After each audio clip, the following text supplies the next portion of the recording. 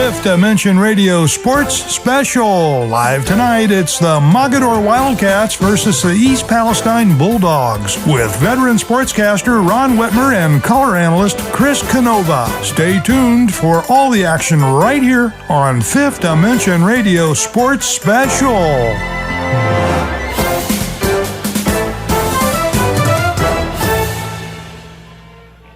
Good evening and welcome to Mogadore Memorial High School Stadium for the Fifth Dimension Radio High School Playoff Game of the Week, brought to you by Jobs for Ohio's Graduates and The Stable. I'm Ron Whitmer and I'm joined in the booth by color analyst Chris Canova for tonight's clash between the Mogadore Wildcats and the visiting East Palestine Bulldogs.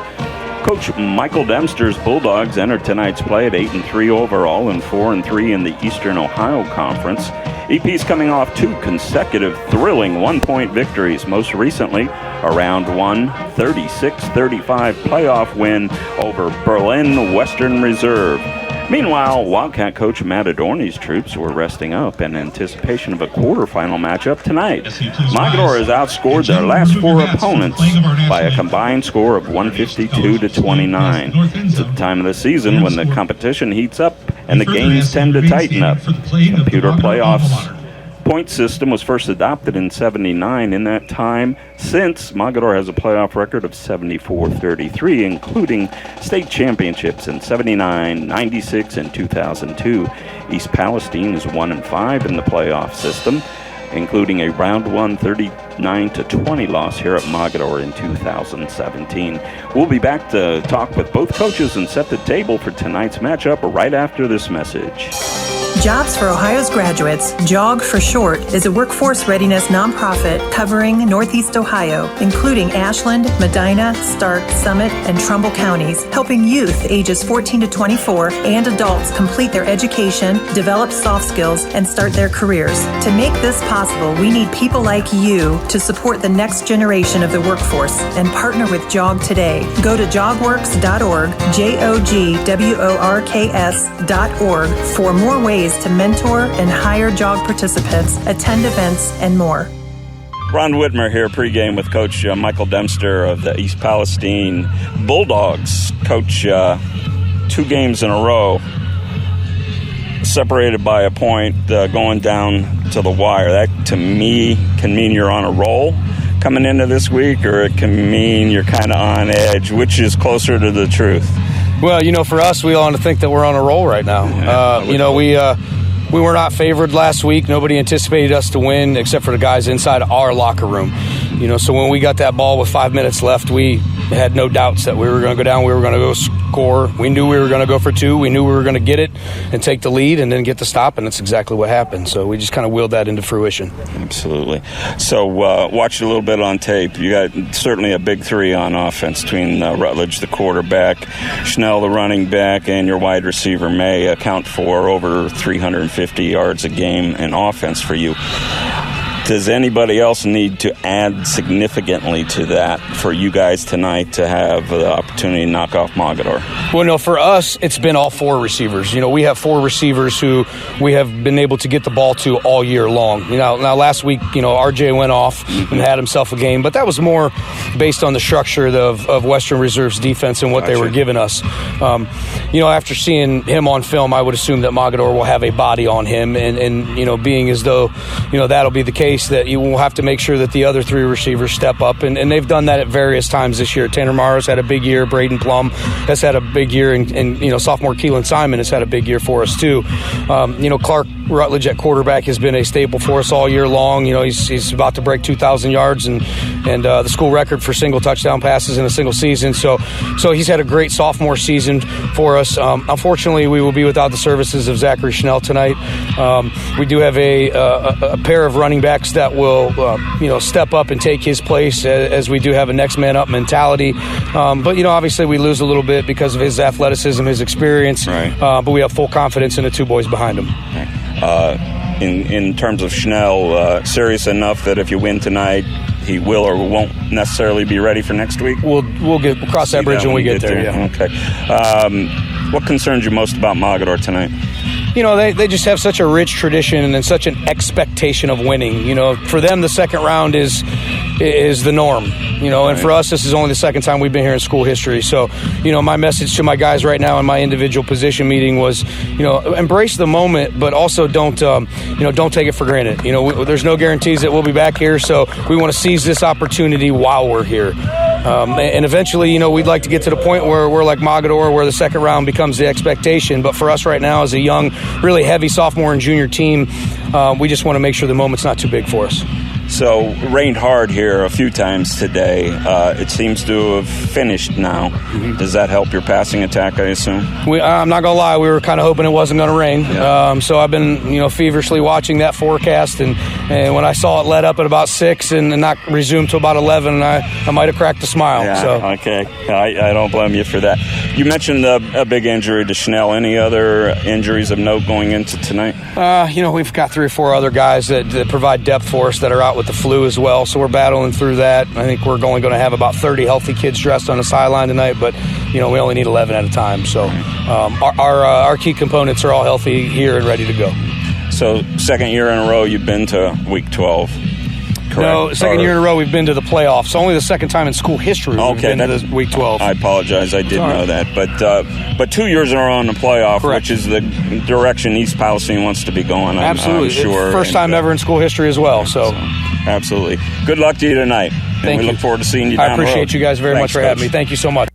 Horse racing is a great sport, and now you can have a horse in the race. Own a little and love it a lot. TheStable.ca is an award-winning horse ownership experience. Purchase as little as 1% of a racehorse and pay a set monthly fee.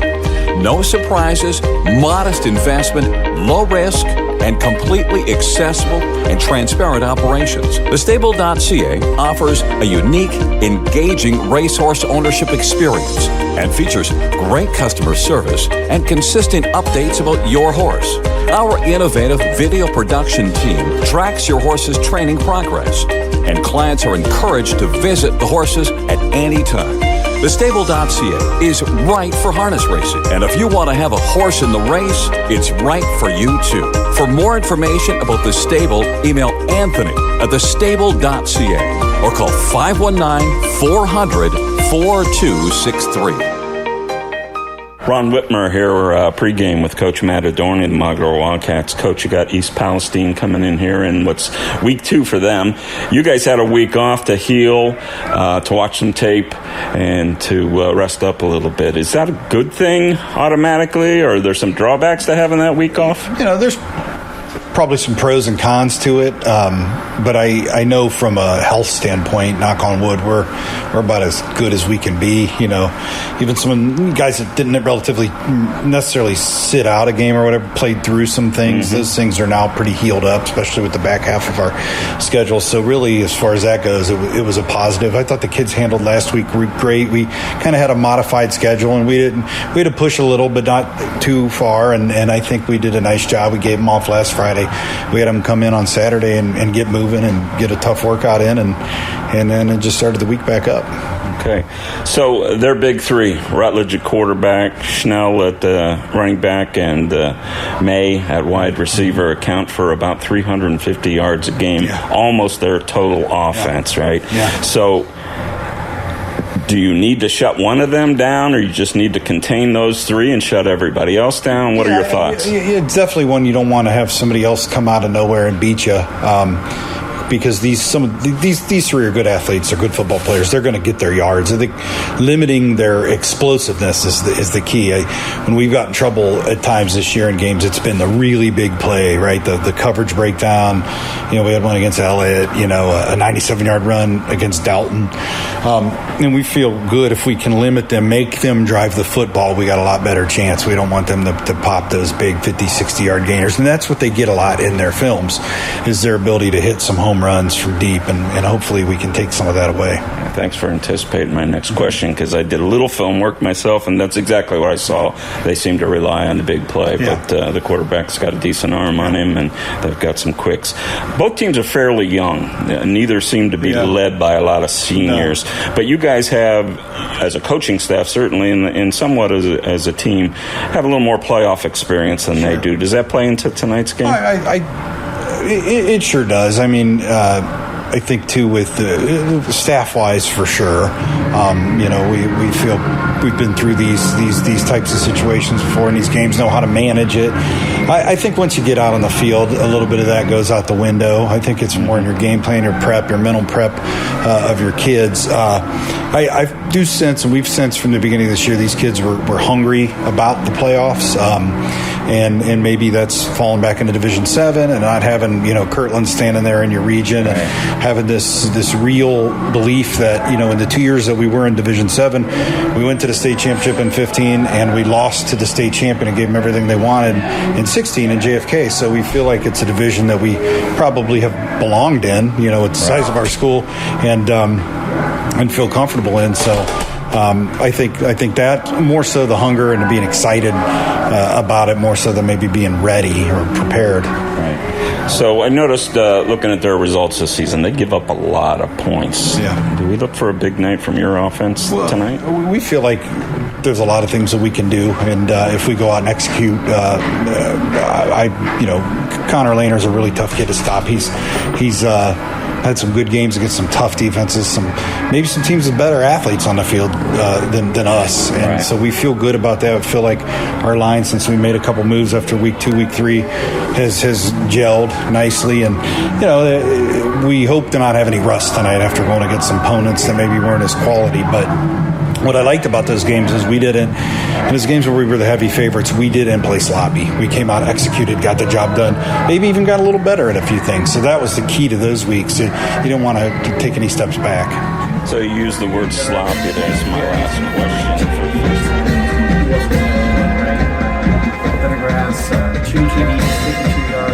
question. So you don't get an answer to that question. We'll try to catch up with that later. But for some reason, we jumped ahead a bit here. The scoreboard clock was stopped by the officials, and we're ready to get underway here, Chris. So our thoughts are usually irrelevant anyway. Well, that's true. But, everybody's so excited for this round 2 playoff game. I mean, we're starting 3 minutes early, so go figure. There we go. So Tyler Pendergast set to kick it off from Mogador from his own 40.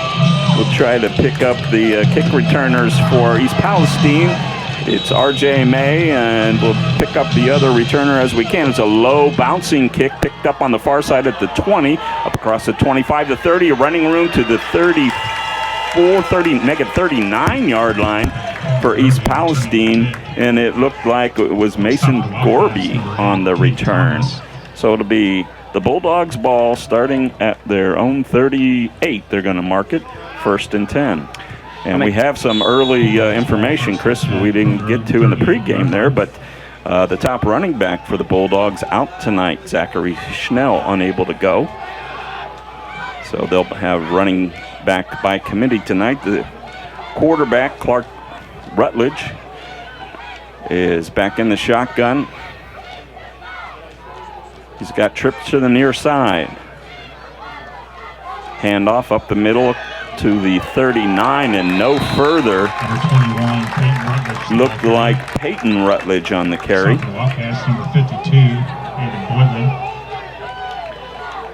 Been excited all week to see this team. They usually go 4 or 5 wide. They're 4 wide, 5 wide this time.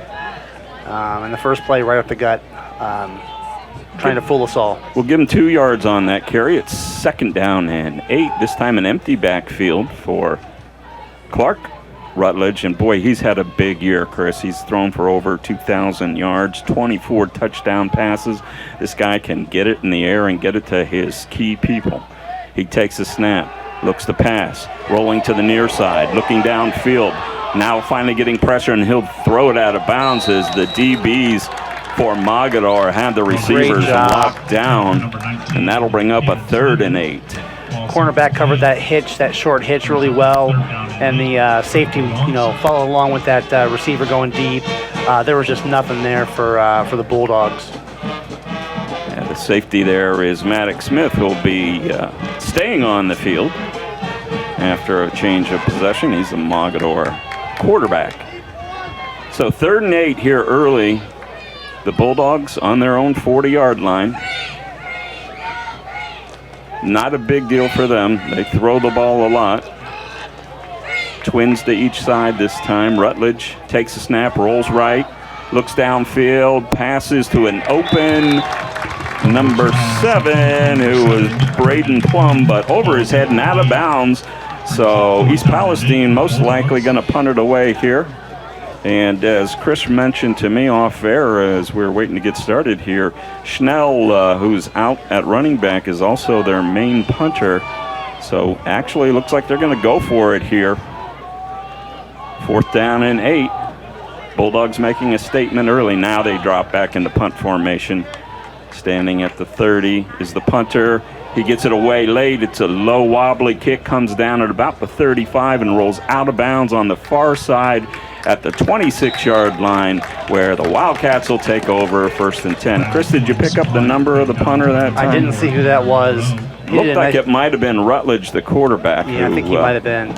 Step back. So we'll try to pick that up next time. Did a nice job getting that off. It was close. I mean, Magator did not rush because they thought they might, be going for it, but I don't think that's going to happen again. He's going to have a rough time getting that punt off all night. Right. So a good defensive stand to start the game for the Wildcats, and they'll have the ball 1st and 10. The ball marked on their own 27-yard line. Smith at quarterback under center. He takes the snap, pitches to Lehner. Lehner up to the 30 to the 31, maybe. They're going to mark him right at the 31. So a pickup of about 4 brings up 2nd down 6 for the Wildcats. You got to love that. The running backs are in a 3-point position back there. You don't see that very often. And going right at the Bulldogs from the get-go. Coach Adorni mentioned that they might be doing that tonight. Maddox once again under center. Benedum behind him with Lehner. Handoff Lehner up the middle. He's got running room across the 35 to 40. Breaks free at the 45 to the 50. He's at the 40 to the 30 to the 20. 10, 5. Touchdown. Connor Lehner puts the Wildcats on the board early with a 70-yard scamper. And we've got fireworks here 2 minutes in. At 10:02, the Wildcats take a 6-0 lead. Off tackle left, broke 1 or 2 tackles, and he was off to the races. Yeah. Nothing fancy there, right? Right. Right at him. Tyler Pendergast on to attempt the extra point. Waiting the snap. Spots down, kicks up, and it is good. So with that Pendergast extra point, 10:02 remaining first quarter, Mogador takes a 7-0 lead. We'll be back right after this message. Get ready for a night of fun, friends, and fantastic prizes. The Port Summit Rotary Quarter Auction is happening Friday, February 28th at Springfield High School. Your $5 ticket gets you in the door and includes 1 paddle. Plus, you can grab an all-in paddle for $50 to bid on everything. There'll be sideboards, food, and mystery gifts. So bring your quarters and your crew. Doors open at 6 p.m. Don't miss the laughter, excitement, and community spirit. Port Summit Rotary Quarter Auction. So the Wildcats quickly on the board here in round 2 of the OHSAA Division 7 quarterfinals here in Region 25. We got some loud music tonight. Yeah, we're are we jamming or are we just jamming. shaking? The booth is shaking. Well, you can't ask for a better start from Mogador. Great defensive start, 3 and out, and then a big play. Pendergast's kick is up and comes down at about the 12 to number 2. Gets it out to the 15-yard line. The return that time by R.J. May. Short return out to the 25. Gonna mark him, looks like the 26 now. So it'll be 1st and 10 for the Bulldogs on their own 26-yard line. They're in an early 7-0 hole here at Mogador. They played a 1-point thriller, Chris, where they scored the winning touchdown and 2-point conversion in the last 2.5 minutes of the game to make it here to the second round tonight. Let's see what they have in this second series. Rutledge at quarterback.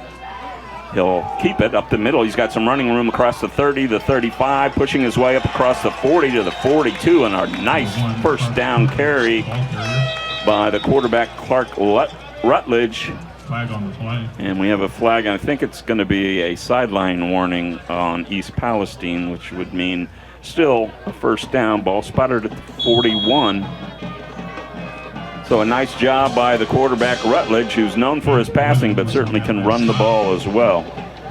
Nice little lead to the right by that tailback in the backfield, and saw opening and carried a few Wildcats with him. In the backfield is Peyton Rutledge alongside his brother Clark. Rutledge takes the snap, runs up the middle. Again, big hole across the 50, the 45, 40, and he slides down at about the 39 of Mogadore, where he's taken down by Maddox Smith. But another huge chunk play by the Bulldog quarterback, and East Palestine is moving. The exact same play, and they found something on the right side of the Mogadore line at this moment.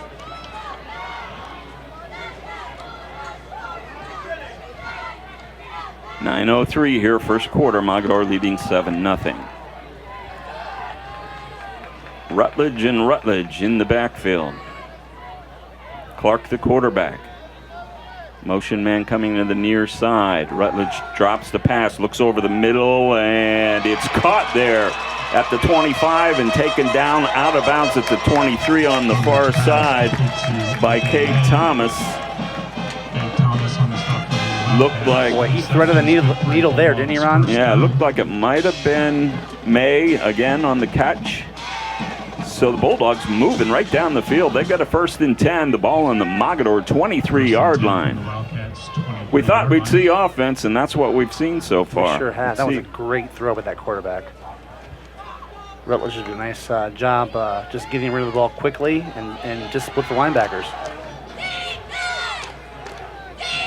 Clark Rutledge takes it again up the middle, found a hole. Not the huge gain this time, but plenty. He got about 7 down to the 17-yard line. It'll be 2nd and a long 3.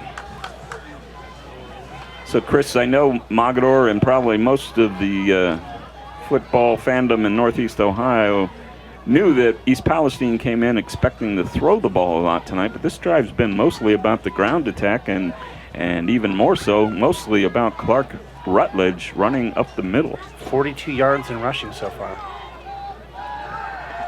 2nd down, long 3.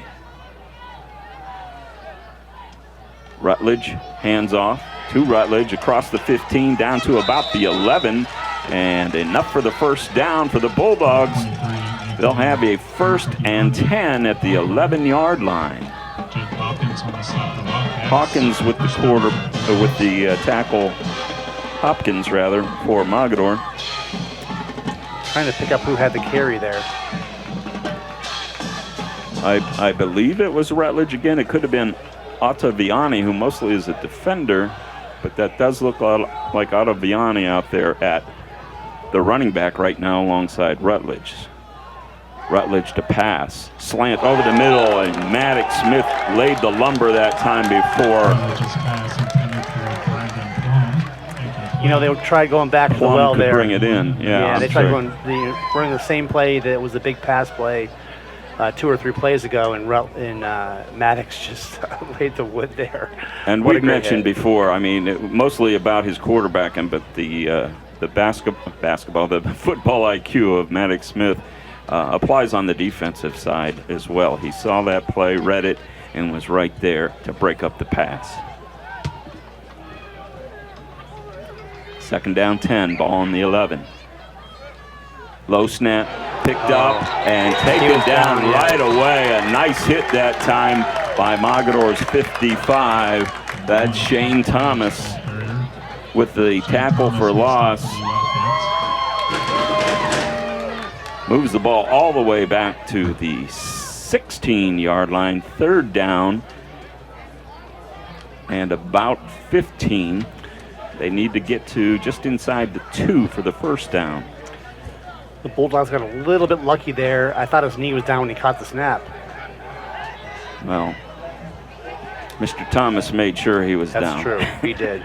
All alone in the backfield this time is Rutledge looking to throw. He throws into the end zone, and it is picked off. I think that's Maddox Smith back there. Let's see who comes away with it.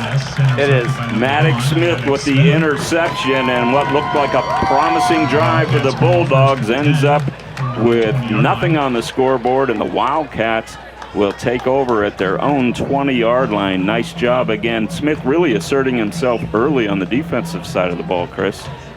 Had a big hit. He was pumped up. He's into the game and just took that ball away from the receiver. We're not halfway through the first quarter. Maddox Smith has 2 passes defensed, a pass interception, and a tackle. Not a bad day's work for a guy who's mainly known as the Mogador quarterback. You can't just, lollipop that ball in the air like that. Maddox is too good for that. Smith under center, turns, hands to Lehner. Lehner's up across the 25, actually right at the 25. Give him a 5-yard pickup on first down. That brings up second down 5.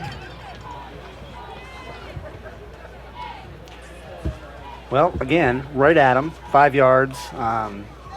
The Dragons need to come, the Bulldogs need to come and do something up the middle here to stop that push. Maddox turns, hands, this time to Benedum up the middle. The senior with a pickup of about 2. That'll leave a third down 3 for the Wildcats. Ball spotted right about the 27-yard line.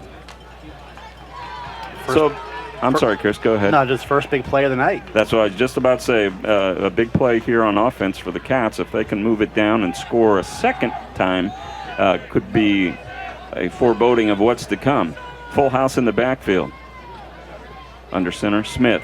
Hands off to Lehner. He's got room. He's across the 40. He's across the 50, 40, 30.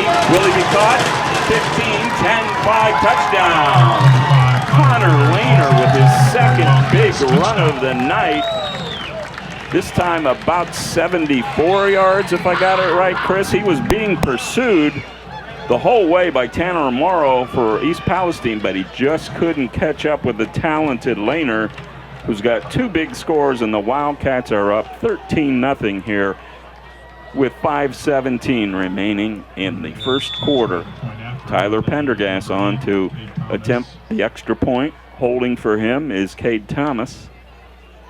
Snap. Thomas puts it down. Pendergast's kick is up, and it is good. So with that, the Wildcats take a 14-0 first quarter lead over East Palestine's Bulldogs. We'll be right back. The Mogador Athletic Boosters proudly support all Wildcat student athletes. We gladly provide new uniforms, state-of-the-art equipment, and funding for team camps, in addition to other program needs. We invite you to follow us on Facebook and Twitter to stay abreast of meeting times, fundraisers, and other upcoming club events. Please consider attending a future Mogador Athletic Booster meeting to see how you can help to support our amazing student athletes. We wish the team success tonight and all the way down the tournament trail. Let's go Cats! Well, this is a good opportunity with these 2 big runs by Connor Lehner to remind you, you can see a replay of this game starting Saturday night on the Fifth Dimension Radio YouTube page, and then again on WAOH.TV on Monday at 6 p.m. And it looks like we have a timeout down on the field. Not really sure if one of the 2 teams took this. The referee is talking to Mogador. But here we go. Now we're going to get out here and get a kickoff. So, Chris, I used that one word that you said off air, and I'm going to give the word to you for tonight. Your response to that last run was... Wow. It looked a lot like the first one then, didn't it? It did. It's right up the gut. What we found out, I think we already knew about Connor Lehner's a strong runner. But he outran the defender that time from East Palestine, one of their wide receivers on offense. And the Wildcats are up 14-0. Pendergast, his kick comes down at the 20. Taken there and brought to the near side. Tackled by a host of Wildcats. It looked like Williams was the original Blake hit. Adorney on the stop for the Wildcats. We got Blake Adorney also on that one, and the return man is still down for Palestine, and we didn't pick it up. Let's see if I can see who that is down there. Well, you look for that. I tell you what, that the push they're getting on the offensive line, Mogador is really good, and you called it, full house backfield. They went left again, and Lehner was barely touched. We were talking about it off air. I think he might have been touched on the thigh, and he was off to the races. Well, Chris, I'm sorry to interrupt, but I hope I'm wrong, but the Bulldogs are already missing their top running back in Zachary Schnell, and the man down appears to be R.J. May, who is one of their fine wide receivers, has racked up a lot of yards and was instrumental in their win last week. So we hope he's able to get up and at some point return to the game. Yeah, we certainly do. You know, we talked to Coach Dempster before the game, and he was telling us that, you know, besides Schnell being out, they have, I believe he said 4, at least 3. I believe he said 4 young men also out with the flu tonight, which certainly doesn't help. So they have 30 guys dressed, so they're down a few guys. The good news here is it was May, and he is up and walking under his own power. He appears to be favoring one leg slightly. Can't tell if that's the injury or if he lost his air on that, but hopefully we'll see R.J. May back in here soon for the Bulldogs. You know, another thing, Ron, if, you know, Mogador just has to hand the ball off, if Maddox Smith just has to hand the ball off and not work much on offense, he's going to have all kinds of energy on defense. Wow. And we've already seen what he can do with that huge hit and interception. That's an excellent point. Excellent point.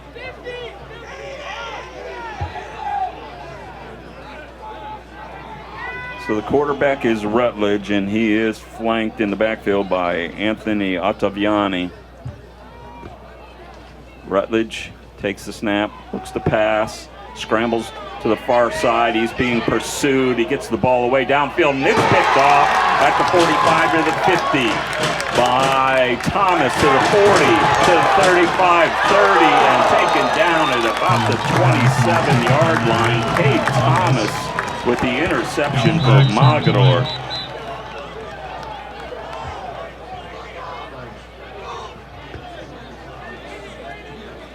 We do have a late flag on the play, but I think the interception's going to stand. We'll see if it was a dead ball. Yes. Personal foul. From Mogador, number 70.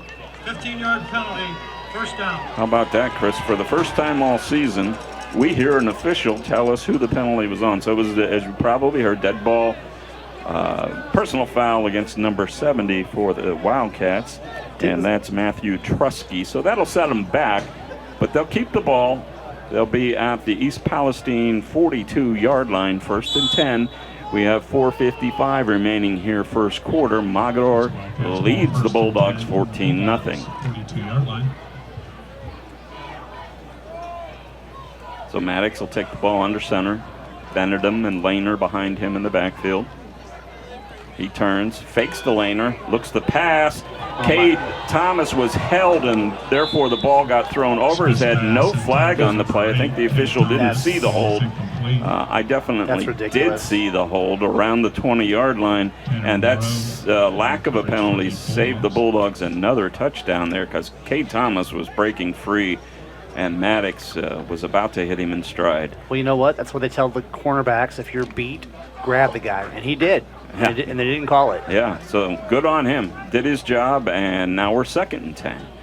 Smith under center. Turns, hands the Lehner up the middle, across the 40, across the 35, and finally pulled down at about the 33-yard line, just about a yard short of the first down. That'll bring up a 3rd down 1. Well, that is going to bring his average per carry down quite a bit. He only got 9 there. It will. 3rd down and 1 for the Wildcats. Jake Hopkins into the huddle for Mogador. Let's see if he's in the backfield and gets a chance to pick up the first down here. It is Hopkins with Lehner flanking Maddox. Well, actually a full house backfield. along with Benedum. The turn in the hand to Benedum, up the middle, and pushes ahead for the first down just beyond the 30 to the 29-yard line. That'll bring up a 1st and 10 for the Wildcats at the Bulldogs' 29-yard line. You gotta love the way that kid plays, right? I mean, he's just old school and just runs over people. A lot of what we're seeing for Mogadore, Chris, is old school. The full house backfield, a lot of up the gut running. Smith under center, Benedum in motion to the far side. He turns, he fakes the handoff. He looks downfield, he has a man wide open, and it is caught for a touchdown by Colin Hendrickson. A touchdown of about 28 yards. Smith to Hendrickson, and the onslaught continues here in the first quarter. A bit of a surprise. A beautiful ball thrown that time by Smith. And what a great route by Hendrickson, who had about 5 yards on the defender. You know, it was a smart throw, too. The young man was wide open. He just laid it up there for him, ran underneath of it. Nice play. Thomas will take the spot, puts it down. Pendergast kick is up, and it is good. And with 3:37 remaining in the first quarter, our score, Mogadore 21, East Palestine 0. Let's take this timeout. Jobs for Ohio's Graduates, JOG for short, is a workforce readiness nonprofit covering Northeast Ohio, including Ashland, Medina, Stark, Summit, and Trumbull counties, helping youth ages 14 to 24 and adults complete their education, develop soft skills, and start their careers. To make this possible, we need people like you to support the next generation of the workforce and partner with JOG today. Go to jogworks.org, JOGWORKS.org for more ways to mentor and hire JOG participants, attend events, and more. Back here at Mogadore Memorial Stadium, Ron Whitmer and Chris Canova on Fifth Dimension Radio. The Wildcats lead 21-0. Chris, I think we both saw potential for a lot of offense tonight. I don't think either one of us thought it would be solely on the part of Mogadore, at least to this point, but the Bulldogs have shown the ability to move the ball some. The pass interception in the end zone cost them getting on the scoreboard. A low line drive kick and fielded at the 22-yard line, where he loses it on the far side, and it looks like finally the ball bounced back to the return man for East Palestine. No, Mogadore has it. There you go. Kay Thomas had a big night tonight. Thomas. Wow. So Thomas with the fumble recovery. So last series, the Bulldogs made a decision. They can't stop the run, so they put everybody in the line of scrimmage. And what did Mogadore do? I They think sent they two threw guys right out. over top of it. right over top of it. Yeah. And he was wide open. Let's see what happens here. Exactly. Let's see. The ball's 1st and 10, spotted at 22. Wildcats having their way offensively so far. Split out to the near side here is Thomas, and we got a whistle and a timeout on the field. Looks like it's going to be taken by East Palestine, so we will, let's just keep it here this time and talk again about a couple of things. First of all, if you want to see this game again, as I mentioned before, you can catch it on the Fifth Dimension Radio's 10-Cent Beer Night YouTube page. So do a search for that. Usually it's up by the late college football game on Saturday evening, sometimes not until Sunday morning, but keep looking, it'll be there. And it'll also, you'll be able to see it on WAOH.TV. I'm losing my mind here. I was like saying the clock's running. No, it's a timeout clock. Timeout clock. Big time here at, That's right. at Mogadore. And we have huddle clocks at each end. It's pretty sweet here. We're going to talk to Aaron Pendergast, a member of the Athletic Boosters here, about some of the, Chris, and you've mentioned it before in our past broadcasts, for a school system as small as Mogadore is, what they're able to do with their facilities is pretty amazing, and a lot of that has to do with the Booster Club, so I'm anxious to talk to Aaron Pendergast a little bit about that at halftime. So it's 1st and 10, Mogadore Handoff inside to Benedum, and he's bottled up, but he doesn't want to go down. He keeps fighting, and he maybe got a yard and a half there before he swallowed up. Looked like the tackle was by Klingensmith for East Palestine. And I'm going to see, I missed it. We've been working on East Palestine, and it is, to my knowledge, East Palestine, so I'll try to get that right. Well, regardless, nice play by them that time. They jammed the middle, and I guess you have to pick your poison. And given that Laner has 161 yards in rushing in the first quarter, that might be a good thing to start with. I'd start there. Yeah. Another full house backfield is stacked in the eye, and the quarterback will keep it across the 10, the 5, and into the end zone is Maddox Smith. Another nice play that time, Chris, with that full house eye in the backfield. Everybody looking at who's he going to hand it to. He didn't hand it to anybody. Just strolled into the end zone for the, let's give him a 13-yard touchdown run. And Mogador has taken a 27-0 first quarter lead, 2:39 remaining. And Pendergast, I think, was in on that last play as a runner, so he had to run back and get his kicking tee. And he'll be in to attempt his fourth try for point tonight. Thomas calls a signal, takes a snap, puts it down. Kick is up, and kick is right down the middle. And Mogador has struck often and big, and they lead 28-0 with 2:39 remaining in the first quarter. Let's take this opportunity to hear from our friends at Screenprint Original.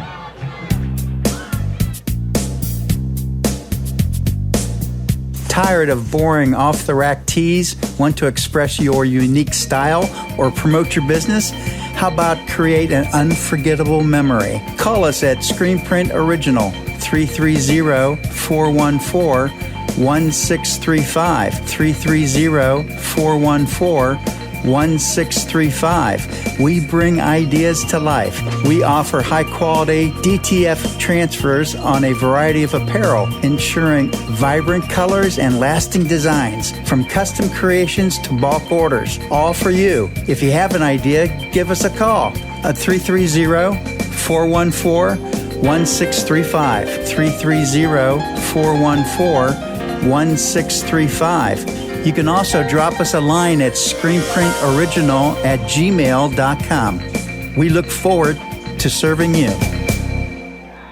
So a low line drive kick that was fielded at the 15. The return was up to about the 27-yard line, where the returner was just stood up and put down by the Wildcats. I tell you what, Mogador has come to play. We're talking big hits, and they are just all over these receivers. There's no room to breathe for East Palestine yet. It's been a tough go. Yeah, it looks like the week off has done them well. They definitely look very much ready to go tonight. 1st and 10, ball at the 28-yard line.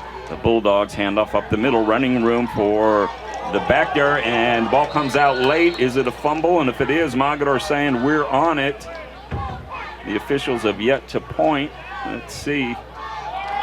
Mogador running to the sideline, so I'm guessing it looked like Ottaviani maybe with the ball who gave it up, or it might have been Rutledge. It's hard to see in that pile, but Mogador does come away with it. And once again, a very short drive, if you want to call it that, for East Palestine. Mogador takes over on the Bulldogs' 36-yard line, already leading 28-0 here in the first quarter, 2:26 remaining. The last thing I thought I'd see tonight, Chris, truthfully, was a running clock, but we're getting into that territory already. I'm sure we won't have an agreement on that in the first half, but let's see what happens here.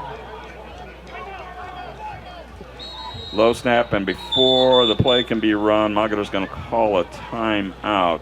Coach Dorney wasn't happy with what he saw. Looked like not everybody on the same page. So the Wildcats will take a timeout. We'll keep it right here since we didn't get and I got to find out what happened there in the pregame, Chris. We're cruising right along, ready to give our brilliant thoughts about what's about to happen, and next thing we know, the referees are putting the ball down for a kickoff, and boy, things just sped up from there. The Wildcats up 28-0. We're trying to keep an eye, and I see you're trying to find out maybe what's happening in the East Canton and Fairport Harding game, because it's very early here, but it appears like the Wildcats most likely will be moving on to Week 13. It does. And it depends on what happens in that game as to whether they'll be hosting a game with East Canton or they'll be traveling up to Fairport Harbor to take on Harding. So we'll keep an eye on that one for you, as well as many other local games here tonight. Big night for high school football. The only ones I have right now is Green is up on Fitch, 14-7, and Highlands up 14-0 on Brecksville. First down 10 for the Wildcats at the 36. Smith throws it to Thomas on the near side across the 35 to 30 to 25. Fighting down to the 18-yard line. They're going to mark him at the 19. A first down catch. Tanner Moreau on the stop. Another big catch for Thomas. First and down. They've had very little trouble moving the ball up to this point. So I talked briefly there. You know, the Wildcats were off last week. They were the third-ranked team out of the 12 in the region. So they got the week off, and they appear well-rested and ready to go, as Chris mentioned. So Thomas is out to the far side. Snap, hand off to Lehner. Lehner's got running room across the 15 to the 10 to the 5, and he'll cruise into the end zone for another Mogador touchdown. Connor Lehner with the 19-yard run, and Mogador has taken a 34-0 first quarter lead. Well, use my word again. Wow. That's the only one I can think of. You know, on that play, he just outran the defense. So, you know, good on him. And one of the Mogador receivers had a little trouble on the far side. It's actually Benedum. But he does get off before the extra point. Pendergast to attempt his 5th of the night. High snap, down, kick up, plenty of leg, and it is good. And with that, the Mogador Wildcats 35, the East Palestine Bulldogs nothing. Here still in the first quarter. And let's take this 30-second timeout, and we'll be right back. It's time to bid, laugh, and win at the Port Summit Rotary Quarter Auction. Join us February 28th at the Springfield High School for an evening packed with prizes, sideboards, great food, and mystery surprises. Admission is just $5, and that includes your first paddle. Want to go big? Get the all-in paddle for $50 and play every round. The fun starts at 6 p.m. All proceeds support Rotary community projects and scholarships. Come out, have fun, and make a difference. Only at the Port Summit Rotary Quarter Auction. So we're back here, first quarter, 1:44 remaining. The Wildcats lead 35-0. Some news from Fairport Harbor. Harding and East Canton tied at 7, starting the second quarter. So we'll keep our eye on that one for the Mogador faithful. Very interested to see what happens there. Pendergast kick a little higher this time, comes down to 15. Taken there across the 20 to the 27, where the return man, and that is R.J. May. Chris, it looked to me, did he slip or did he just sit down? Yeah. He sat down. That is curious. Not sure what he was thinking. I mean, he did see a wall of green coming at him, and if it was me, I probably would have sat down, but there's a reason I'm not out there, and that's one of them. Well, Mogador has been coming at, I mean, wow. Mogador's been very impressive tonight. Hey, how about 3 TDs and 181 yards in the first quarter, and it's not over with yet for Lehner. Yeah, a rough night. First and 10 for the Bulldogs at their own 26. Receiver coming in motion. The quarterback takes it up the middle across the 30 to 31. Clark Rutledge with a pickup of about 4. We'll bring up a second down 6 for East Palestine. You know, I mean, they're running the ball well, and they just can't sustain it. And they get 2 or 3 big runs, and they go to the pass, and that just has not worked at all for them tonight. And do you think, Chris, because that mostly has worked for them throughout the season, right. They're a pass-heavy team. And when it's not working tonight, I agree with you. They're shying away from the run that has been largely successful for most of the night. 2nd down, 6. Ball just inside the 31-yard line. Rutledge, he'll take it up the middle. He finds room again across the 35, 40, 45, up to about the 47-yard line, where he's taken down by Maddox Smith, another tackle for Smith. And, yeah, I mean, Mogador has shown little ability to stop that quarterback keeper up the middle, and I'm going to keep running it until they do show a way to stop it. Rutledge has 70 yards rushing in the first quarter. Yeah, I mean, he's done a nice job. It's not reflected on the scoreboard yet, but he looks solid. As we saw him on tape, he was impressive. Clark Rutledge at quarterback takes a snap, passes the near side in the flats, and taken down right away by Benedum along with Smith for Mogador. The pass was to Morrow, and no gain on that one. Actually, a loss of just an inch or two. That'll bring up 2nd and 10. I just got to say this, man. Smith is everywhere on defense. That brings us to the end of the first quarter, and we're going to keep it right here. We're a little ahead in terms of paying the bills here. So, as I mentioned, that East Canton game was 7-7. Chris had Green up early, correct, Chris? Green was up 14-7. Nordonia up. Last score I heard was 8-7. Nordonia up over Walsh. I had... Okay, I've got an update there. Walsh is now up 14-8. Okay. Here's a big one tonight in Summit County football. Hudson with a second quarter lead over Lake, 7-3. Figured that would be a battle. That's a 4 against the 5. Those are usually some of your better games. I saw Wadsworth was up 6-0 with a few seconds to go in the first quarter. Let's see here if we can find our friends from Norton and how it's going for them tonight. Don't have a score on them yet. Lake Catholic leading Streetsboro 10-0 in the second quarter. So it'll be 2nd and 10 for the Bulldogs. They're at their own 47-yard line, trailing big here at the start of the second quarter. Rutledge takes the snap, hands off to Ottaviani, who is met in the middle of that line for about a 1-yard gain.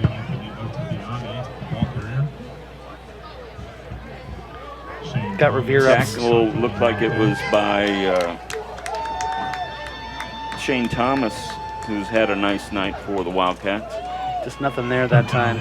Got Revere up 7-3 over Rocky River, end of the first quarter. Massillon 21-7 over Hoover, first quarter. 3rd down 9 for the Bulldogs.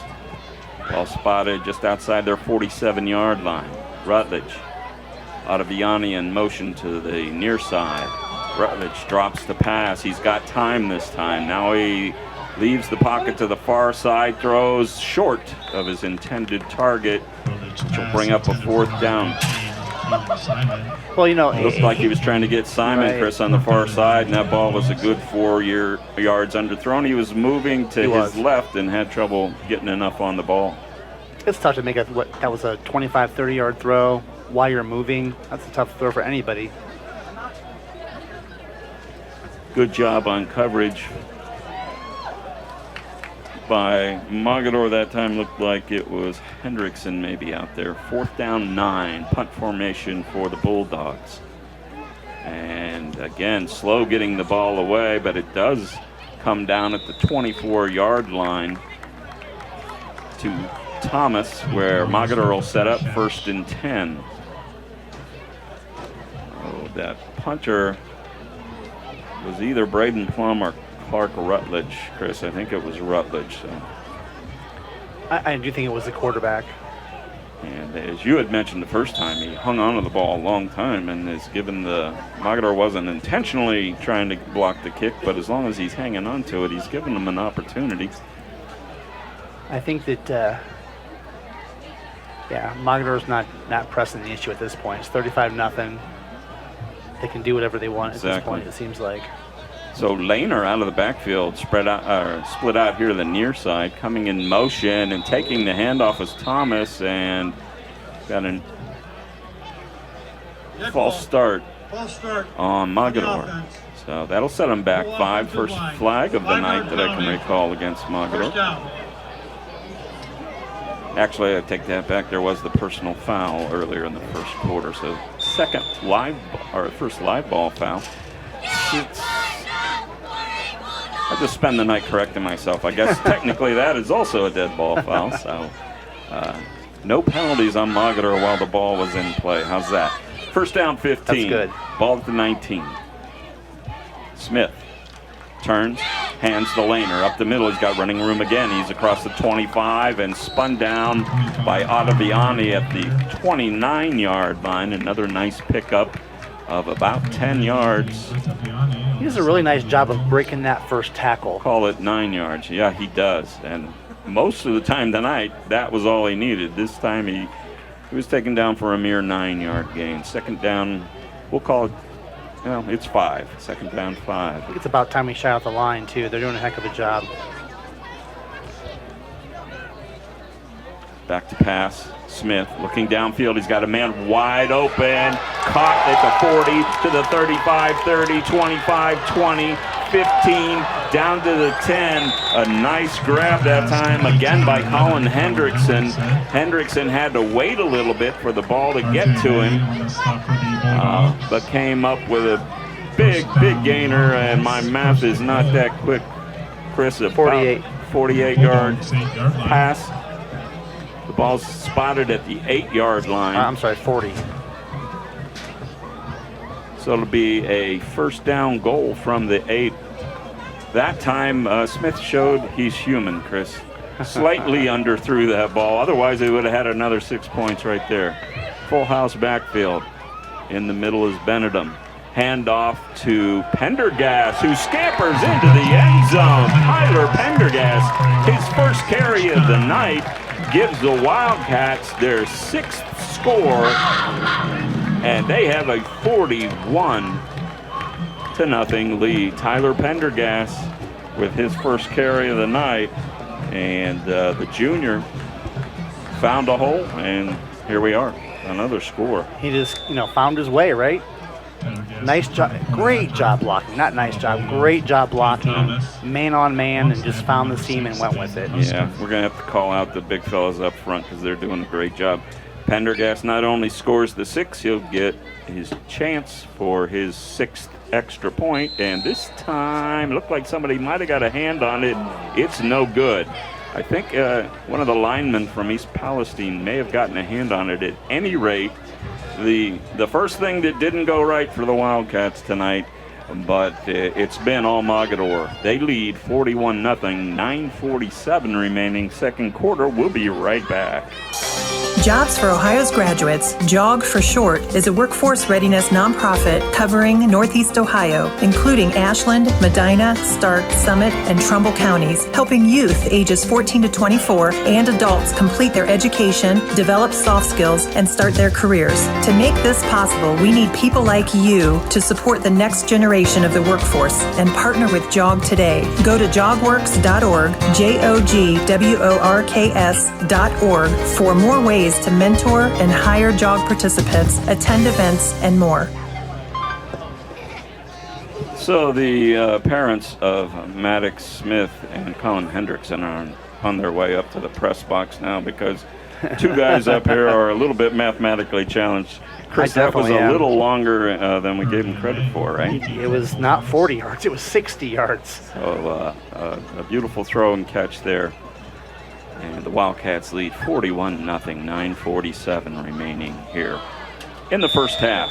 Stick with us at halftime. Have a couple of really great guests coming up. Kick is away, comes down at the 25, fielded there by the up man, Plum. Plum's across the 35 to the 40 and out of bounds at the 45 and slips on the wet turf and is helped up there by his teammate. So a nice return that time by Plum. Braden Plum is the 5'9", 145-pound running back. And I think at this point it's a matter of just making some positive plays, which they've been able to do, and then converting those into some points. Right? Just start with that. This team, we've not talked about it yet. They have 9 underclassmen starting on offense and 9 underclassmen starting on defense. Very, very young. Yep. Rutledge, Ottaviani going in motion to the far side. Rutledge gives him a look, now looks downfield, pulls the ball down, still scrambling near side, looking downfield again, finds a man who I think was out of bounds. He was. Coverage there by Cade Thomas. The ball was actually caught by Keelan Simon, but his left foot was out of bounds. So it'll bring up a 2nd down 10. Nice pass defense there also by Thomas for Mogador. What year is Cade? I believe also a junior. We'll check that here. Yep, junior. Mogador's young as well. Cade Thomas had 29 receptions on the year. Snap is taken down by the quarterback, run up the middle for a gain of about 3, where he's met by the interior of the line. Looked like for Mogador, first one there might have been Caden Smith. Again, a nice 4-yard gain, but they keep getting away from that. And I understand why. The quarterback can't run the ball every play. He's the heart and soul of their offense. Ball spotted on a 49 of East Palestine, and it is 3rd down 6. 8:50 and running here in the second quarter. Mogador up big. Empty backfield for the Bulldogs. Trips to the left. Rutledge back to pass. Looks, and the ball is picked off. Picked off by number 2, Gabe Boylan for the Wildcats. The announcer said Thomas, but I thought it was Boylan. Could have been Thomas. At any rate, the Wildcats will take over on their own 44-yard line. Try to get verification of that at halftime.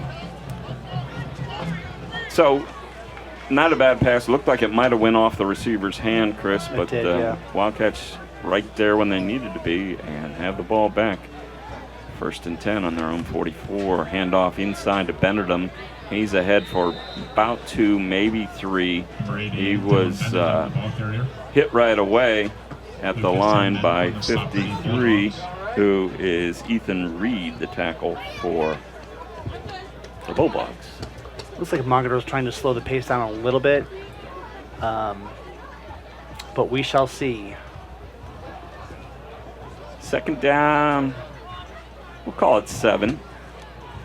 And I see our old friend the Moon is back, so things have cleared off nicely. Hand to Lehner up the middle, running room again. He's at the 40, to the 30, to the 20, to the 10, 5, touchdown. Connor Lehner with his 3rd huge touchdown run, this time of 53 yards.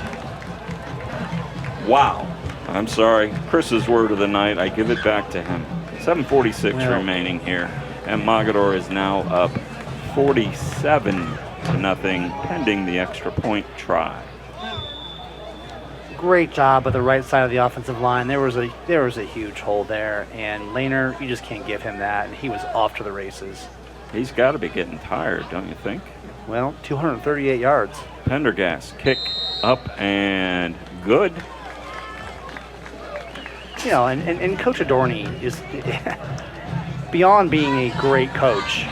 He is a great person, and he's not the kind of individual that's, by no means is he trying to run up the score here. It's just he's going off tackle right, off tackle left, right up the middle, and no, you're not seeing trick plays. No. You're not seeing. We've had a few deep balls, but as you mentioned in the first quarter, you're going to put 8 guys up on the line. We're going to throw over your head. Exactly. That's football, right? And, like we've talked about this year, these Mogador kids practice all week, just like everybody else. And if there's a chance for them to make a play, they're going to make a play, and they do.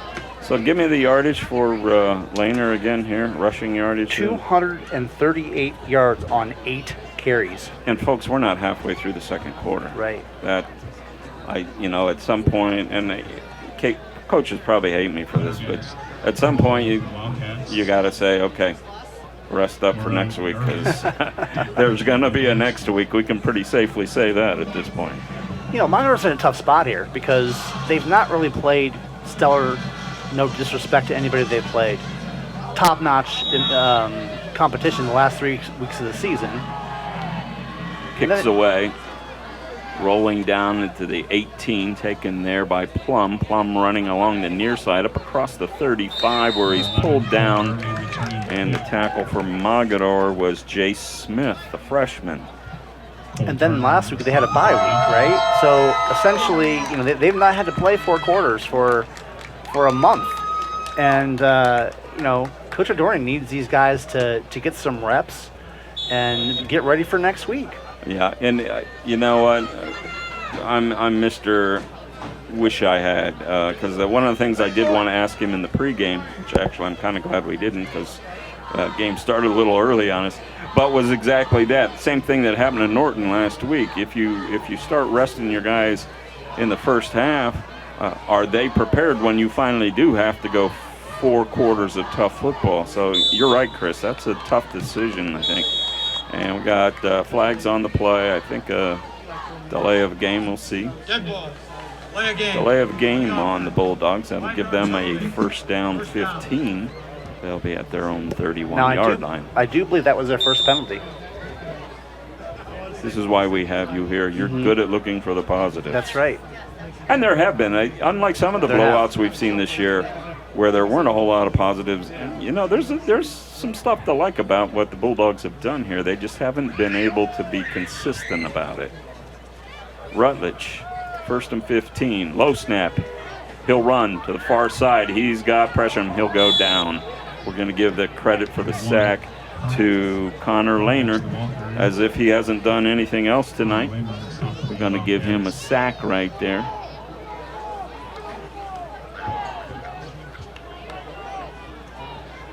Which is going to bring up a second down and about 18. Going no huddle. Empty backfield for Rutledge. Rutledge is a 5'9" sophomore, 155. He's racked up some good yardage on the ground. He'll run it up the middle again. He's got a hole again. He's up and across the 40, make that 35, up to the 36. Up to the original line of scrimmage. It'll bring up 3rd down 10 for East Palestine. So Mogador starting to rotate some guys in and out here on defense. 3rd and 10. Lehner looking for the play from the sideline. Rutledge looking for the play. Rutledge had 75 yards in the first half. Has played a really solid game relative to rushing the ball. He takes the snap. He's going to run up the middle again. Found a hole, but it was quickly closed that time by the left side of the Mogador line. Let's see who gets off the bottom of the pile there with the tackle. Looked like Williams, along with Caden Smith. So we'll give them each a half there. So 4th down here. I'm wondering if somebody's down hurt. Is that Rutledge down? I have to see if I can pick that up here.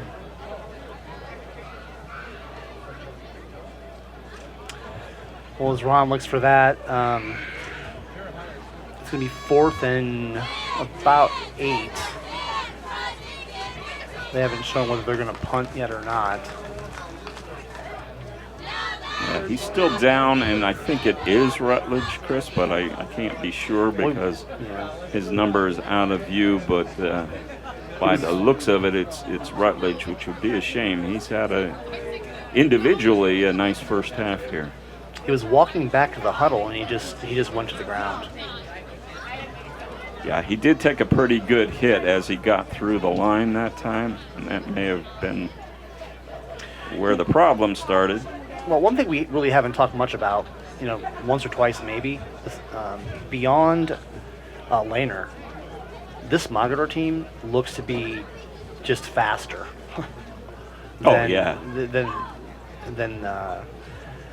the Bulldogs, and I mean, and that is Rutledge that was down. Go ahead, Chris. No, I mean just offensively, defensively, they get an edge, they're gone.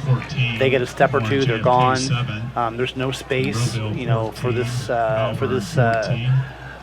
East Palestine team to throw the ball, because the receivers are just being blanketed by these Mogador D-backs who are doing a heck of a job. So it's 4th down and 8.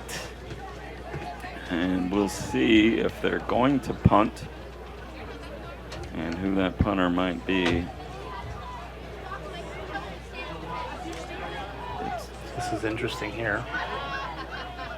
Doesn't look like a punt formation, but now he's going to back up, and the punt is away. It's a short end-over-end kick, comes down at the 40 and rolls towards the sideline at the 30 to the 28. A pretty nice roll on it for the Bulldogs, and the punter, I want to give him credit there, was Mason Gorby. Nice punt. It worked out well for him. So Mogador will get the ball back.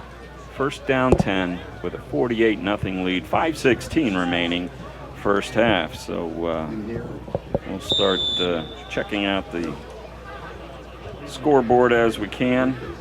Cloverleaf trailing Galleon tonight, 13-3.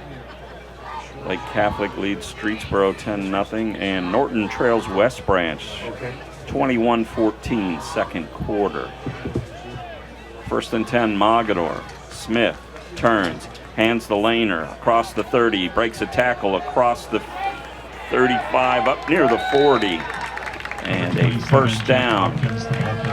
And he carried. Check that. This time it was not Laner, it was Hopkins, who we saw carry the ball quite a bit last game. So that is Jake Hopkins. He's another junior, 6 foot, 195 pounds. A nice power run by Hopkins that time. He carried 3 or 4 defenders, what, would you say 3 or 4 yards at easy? least, yeah. Nice run by Hopkins. Looked like Inman might have been in on the tackle there for the Bulldogs. Under center this time, Smith takes a snap. Hands off to Pendergast. He's got running room across the 50, the 45, down to the 40-yard line. Tyler Pendergast just breaks off a 20-yarder, and just like that, Mogador's back on the East Palestine side of the field. 4:33 remaining. Second quarter. Again, just calling out this offensive line, who we have to call up by name here in a few minutes, if not the second half, because again, that line, the hole there on the right side was at least 6 or 8 feet wide. Yeah, those big guys up front include Shane Thomas, Cole Turner, Aiden Boylan doing a nice job. Handoff, inside run. I think it was Hopkins again. And he got about 27, Jake Hopkins, 5. We'll give him 5. 2nd down, 5. 3:51 remaining first half. Please stay with us at halftime. We'll have representatives from the Mogador Athletic Boosters and a special guest, an old friend of mine here from Mogador who holds a special place in the hearts of Mogadorians. And we're real anxious to wish him a happy birthday here at halftime. And we got a new quarterback in, Chris. It's Custer in a quarterback. He turns. He'll keep it, running to the near side, across the 35, puts his head down at the 30 and gets down to the 25. And the Wildcat faithful really appreciate that tough run that time by the backup quarterback, Peyton Custer. He's a freshman, 5'11", 180. We saw him last time we were here, and he shows a lot of potential as well. That was a great run by that young man. He caught the edge and then lowered his shoulder. Actually, he hurdled somebody, then lowered his shoulder before he was pushed out of bounds there. Another player down for... I think anyway, right? Yep, down here at the 25-yard line, just on the Mogador side of the field, just out of bounds, and again, not seeing his his number. We'll check that when we come back. Let's take this 30-second break, and we'll be right back. The Mogador Athletic Boosters proudly support all Wildcat student athletes. We gladly provide new uniforms, state-of-the-art equipment, and funding for team camps, in addition to other program needs. We invite you to follow us on Facebook and Twitter to stay abreast of meeting times, fundraisers, and other upcoming club events. Please consider attending a future Mogador Athletic Booster meeting to see how you can help to support our amazing student athletes. We wish the team success tonight and all the way down the tournament trail. Let's go Cats! Well, the Cats are going, and they're taking no prisoners so far tonight. It's 48-0. Mogador leading the East Palestine Bulldogs here with 3:15 remaining. In the first half, we have a Bulldog down on the near side, so we still have time out on the field. It doesn't appear, although he's got plenty of trainers and coaches around him, that he is sat up yet, Chris, which is always a concern to me. Right. But in the meantime, both teams are huddled up on their respective sidelines. Coach Adorney's just got to be thrilled with the way his team responded, because sometimes after that week off, it takes a while for a team to get going. We didn't see that tonight. They've been going since they first got the ball. So... they've played great on both sides of the ball, offensively and defensively. They came to play. You saw Maddox Smith really set the tone defensively, and they just can't stop Wayner. But young man's up and walking off the field, which is great news. Yeah, that's Ari Klingensmith, the senior lineman. Well, he walks off. I have a few more scores, Ron. I have Hudson 14-3 over Lake. Massillon 28-7 over Hoover. Okay, I'm seeing Green now 17-7 over Austintown Fitch. McKinley leading in the second quarter over Medina 7-0. West Branch 28, Norton 14 with 51 seconds left in the half. So, we've done prior to this the last 2 weeks at Norton, and that was our question both weeks is, are they going to be ready when they get to a quality opponent? And we're not there. And the score would indicate they are able to score. But one of our questions was, is the defense, when they're up against another good offense, able to stop them? And early indications are they're struggling a little bit with that tonight. But we'll keep an eye on that one for the Panther fans who have been with us the last few weeks. So, Mogador with a 48-0 lead has the ball at the 25-yard line with backup quarterback Peyton Custer leading the charges at this point. Pendergast in the backfield alongside Hopkins. Pendergast with the run. He's up to the 20, to the 15. He's got running room 10, 5. Touchdown, Tyler Pendergast. And boy, Tyler Pendergast having a nice second quarter here. I'd say so. 25-yard run for a TD. That's his second touchdown on the night. Navigated the hole and broke free at about 15, and it was over at that point. So. And he has 52 yards rushing. He's gonna. So we got. Let me do some math here. He's got 12 points on the ground, and this will be, let's get the kick first, and then I'll do the math. Because Pendergast is right back out there to attempt the extra point. Spots down, kick up, and it is no good. Must have been a little wide right that time. But he's getting tired. He is. He's got to quit running the ball, man. I'll do that math and get back to you, but with 2:53 remaining here in the first half, it's Mogador 54, East Palestine nothing. And we'll keep it right here, but please join us at halftime for some interesting guests, and the name Pendergast we've called a bit here. Right. Will be called out again at halftime to give you an idea of who we're going to be talking to. And there's some commonality here between father and son, so I'm anxious to talk a little bit about that and to see what's going on with the was the night that the lights went out in Mogadore. Wasn't that a big hit back in the 60s or 70s? Got a little dark here for a moment in the booth, folks, but we're still here. Wadsworth up 20-0. So, yeah, the Pendergast in playoff football, that's a name that many folks here in Mogadore will remember for a long, long time. So we'll talk a little bit about that and a little bit about what's going on with the Mogadore Booster Club. We thank them for being one of our sponsors tonight.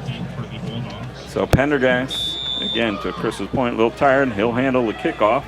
And it's a low line drive this time, fielded at the 19-yard line across the 15 up to about the 19, and looked like the return that time was handled by Colton Early for the Bulldogs. The tackle that time for Mogadore was by 44. It was Jacob Dasco. Got a really interesting score here, Ron. You ready for this? I think I am. Akron East 22, Hawken 7. There you go. So the Dragons looking to move on to round 3. Hats off to the City Series champions. 2:46 remaining first half. Mogadore leads 54-0. Rutledge takes a snap, hands off to Ottaviani across the 30, up near the 35. They're going to spot him right there at the 35. A gain of 6. It'll bring up second down 4. Let's talk about a few things that Mogadore could be working on. Coach Adorni can't be happy with how East Palestine's running the ball against them.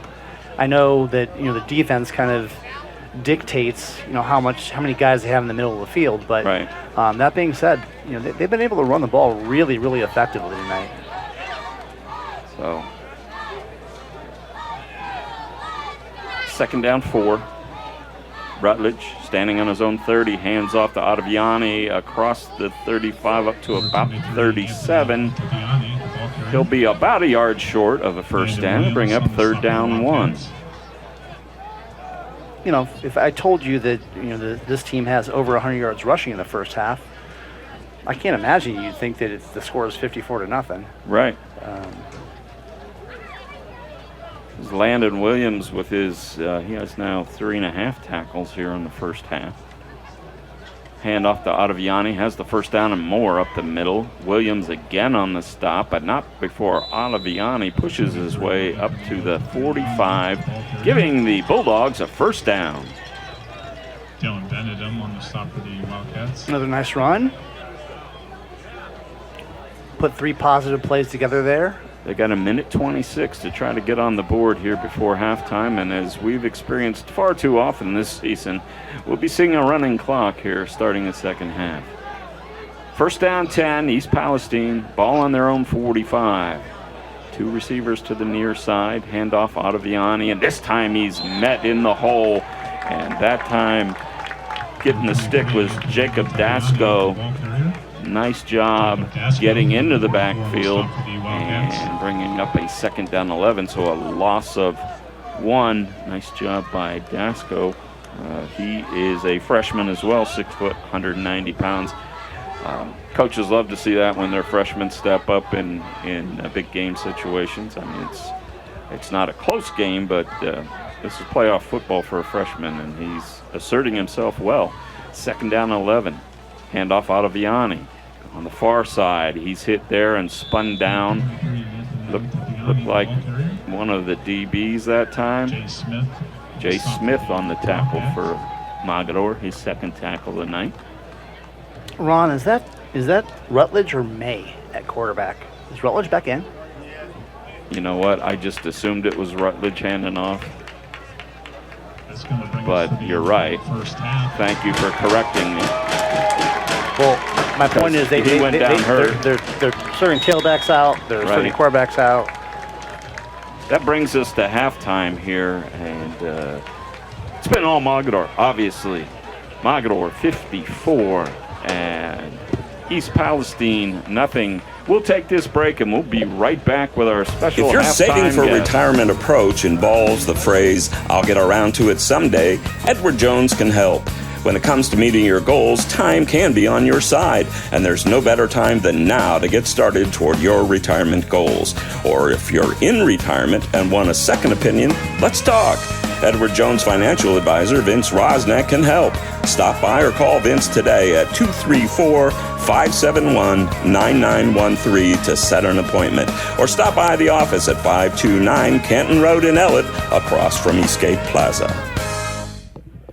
So we're back here at halftime where it's a lot to not enough. And joining us in the booth here at halftime is a member of one of our sponsors for tonight, the Mogadore Athletic Boosters. I want to welcome Aaron Pendergast. Aaron, welcome to the booth. All right, thanks for having me. That name I was mentioning before you came up, we were getting used to pronouncing the name correctly because your young son had a really nice second quarter. Yeah, right? yeah. So, yeah. Big smiles here from Dad, and that's always fun for Mom and Dad when their kids are doing it on the field. And Tyler's been doing it all season for the Wildcats, both kicking and when he gets an opportunity to run the ball out of the backfield on defense as well. But boy, I should have got Chris. We'll get the halftime stats here in a minute, but Connor Lehner with 240-some yards already at the end of the first quarter and somewhere. So I'm a little surprised that it's not that the Wildcats are winning, but did you see 54-0? I don't think that I did not. I still do watch some film with Tyler, and because we can do it at home now. Right. So I did not. I'll be honest with you. I think we jumped on them, and then I think the hitting and it's just a little different, I think, for these guys. So yeah, it's been very physical. Yeah. So we want to talk a little bit about what you do, and here's the hard thing for a lot of parents know this who are on their booster clubs in their particular towns that as your child as a player gets older, you hope that you get to see most of the games and other people take your spots. But I know that you, your wife, and some of the other board members for your club are often still doing a lot of the work. So hats off to you for that. You had mentioned to me the last time we were out here off the air, so we're very cozy here tonight here in our space here. That one of the things that the club is considering is doing something to expand the press box. Can you tell us, is that that's likely to happen, or? I would say it's fairly likely. This is pretty much the last piece that really needs to get updated. You know, we were fortunate enough to have, with the help with the school and, you know, doing the field and the stands over here and the field house, and so this is the last piece. So it needs to get updated. You know, so we're hoping to make a not a lot bigger, but to make it a little bit bigger, more updated. So, well, we're on board for that. So, well, we like having you guys in here. We've become, this is a home away from home for us here lately. So we enjoy our space here. And I know you always have projects going. I just saw earlier today on my Facebook feed that you guys are in the midst of an upgrade at the girls' softball field. Can you tell us about that? Yeah, the softball field is exactly the same pretty much as when I played as a kid down there at the park. So it's the same situation. It just needed updated. So we have dugouts and stuff in there now. So then we took the backstop out, added the fence, moved home plate, did some things like that. We also did the baseball field. So the baseball field was in bad shape. We turfed the infield there because we were able to, and it's really nice now. We get to play a lot of games. Yeah, and the girls softball field, those it's a little different because it's right in the middle of the park. Right. So we couldn't turf it, or we probably would have, to be honest with you. Right. But, it's really nice. So yeah, we're trying to always update everything for these kids. You know, as much as you can. So, I mean, the club has been involved, as I understand it, and you mentioned some of the projects here at the stadium, upgrading the bleachers, going from natural turf to a really nice synthetic turf here, lighting and everything, to the point where my partner Chris has mentioned it a couple of times this season. We've been out here before. For a Division 7 school to have a facility like this is big time. But it doesn't happen. Money doesn't fall out of the sky, right? So you guys are out there every year raising funds. What are some of the fundraisers you have every year that help to pay for these things that you're doing? We have a lot of people that help. I mean, for Division 7 Game 2, we get quite a few people. The weather wasn't awesome today. I think it held some of them away, but They're all home listening to us right now. They might be. So yeah, we have a golf outing that we put on in the summer, a night at the races that we put on. Sell some, they're called booster stickers or whatever, patron stickers, and do just a couple different things we try to come up with, and it's worked out. You know, we've been fortunate to have some money come in. And from what I understand, some of the larger schools in the area would be very jealous of what you and the folks on the board, and I want to leave us with two things. First, would you call out some of the officers that are working with you to make some of this magic happen? Oh, yeah. Chris Williams is our president. His wife, Teresa Williams, is our, what's it called? Secretary? Treasurer? No, she does the... No, either way. She's your boss. Yeah, you know, the one your wife. My wife, Jennifer, is Pendergast, is our treasurer. Heather Gassaway is our secretary. And steering is what Teresa Williams does. Steering committee. So we all work together. Our kids all played together, grew up together, you know, so that's how we met them and got involved. And we work really good together. Mike Gassaway does a ton. He's on the Booster Club. He's just not a board member, but he does a ton for us. There's quite a few people. I mean, you make a phone call, and the next thing you know, somebody's doing something for you. So that's at least good. And that's when it works right. That's how it works. Yeah, right? You know, it doesn't always work that way, and a lot of times all that work falls back on the board members. So hats off to you and everybody on the board, and people like Mike who are right there and doing tons of good things for the student athletes. So here's the big question tonight, the important thing. Now, we mentioned that name Pendergast from the first half. Yep. And we've got a Pendergast right here, and there's some commonality here. So I don't know that you were the running back that your son is. And no, I was a wide receiver. You might disagree with that. So Mogadore people know this, but, you know, we probably have some East Palestinians, I don't know if that's how you say it or not, right, tuned in tonight. But this young man here, and he'll always be a young man to me, no matter how old he gets, was very responsible in 1996 for one of the three, and certainly wasn't alone, I'm not suggesting that, but one of the three Mogadore state championships in the playoff era. And that was the unbelievable comeback against St. Henry, right? Yep. And just real briefly, tell us about your experience that night. So, Aaron, this game went 3 overtimes or 4? Yeah, 3 overtimes. And his kick is the one that made the difference. So tell us your experience there. That was pretty crazy. Still reliving it now, 30 years later. I get people to ask me. I believe it or not, I get things in the mail that people really? saved and said, "Well, I want you to have it." So okay, it just random show up. So it was pretty crazy. I mean, losing 32-3, we scored right before half and was down 32-9, and then tying the game and coming back in triple overtime and winning.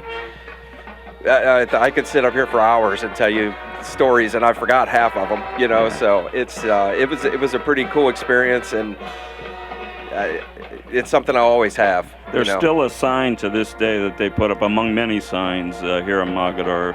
So as you go down, I think this year, because I live out this way and I see it all the time, as you reach Springfield Township on 532, the sign says, "Last person to leave, turn out the lights." So state championships and many of the playoff games, that's literally the case for road games. There are very few people still in town because this community really follows their team and really supports them. They do. So it's pretty awesome. It starts with people like you. Aaron, thanks so much for coming up and supporting what we're doing here tonight. Absolutely. Glad to have you. We're going to take this opportunity for a break, and we'll be back with another guest. Ready for some midwinter fun? Join the Port Summit Rotary Quarter Auction on Friday, February 28th at Springfield High School. For just $5, you'll get admission and 1 paddle. Or go all in for $50 and bid on every item all night long. Enjoy food, sideboards, mystery gifts, and the thrill of winning amazing prizes, all while supporting local Rotary projects that make a real difference in our community. Horse racing is a great sport, and now you can have a horse in the race. Own a little and love it a lot. Thestable.ca is an award-winning horse ownership experience. Purchase as little as 1% of a racehorse and pay a set monthly fee. No surprises, modest investment, low risk, and completely accessible and transparent operations. Thestable.ca offers a unique, engaging racehorse ownership experience and features great customer service and consistent updates about your horse. Our innovative video production team tracks your horse's training progress, and clients are encouraged to visit the horses at any time. Thestable.ca is right for harness racing, and if you want to have a horse in the race, it's right for you too. For more information about The Stable, email Anthony at thestable.ca or call 519-400-4263. Ron Whitmer back here at Mogador Memorial Stadium, where the Wildcats lead the East Palestine Bulldogs 54-0. And we're joined in the booth now by a young man who's 1 year older tonight. This is Mr. Mogador to most people in town, Richie Steffen. Rich, happy birthday, my friend. Thank you, Ron. Thank you. Tell us how old. 56. 56. So I mentioned, a lot of folks call you Mr. Mogador. You've been a supporter of Mogador football, Mogador athletics, pretty much all your life, correct? And that's correct. To the point where some schools you'll see something similar. I don't know that I've ever seen anything where this young man right here, the minute he walks in the stadium, kind of reminds me of Norm on Cheers, right? Everybody, hi Richie, right? That's right. And you seem to know just about everybody in town. Yes. A big follower of Mogador football. I was just talking to Aaron Pendergast. We were talking about the 96 state championship game. Yes. What do you remember about that game? Oh, I thought it was over after the first half. Right. I really did.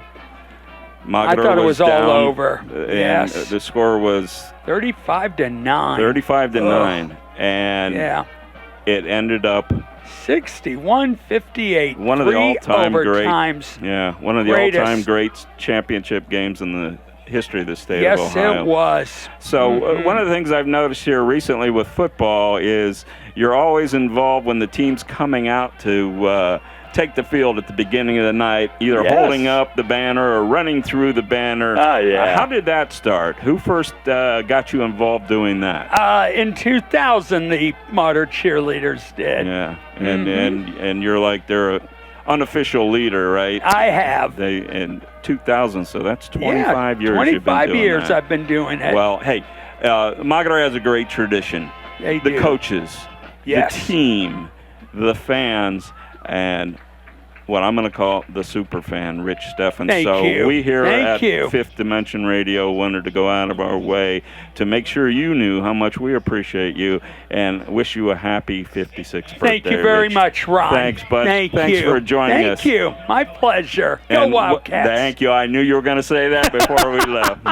We'll take this break and we'll be right back. Thanks, Rich Steffen. Thank you. Go Wildcats.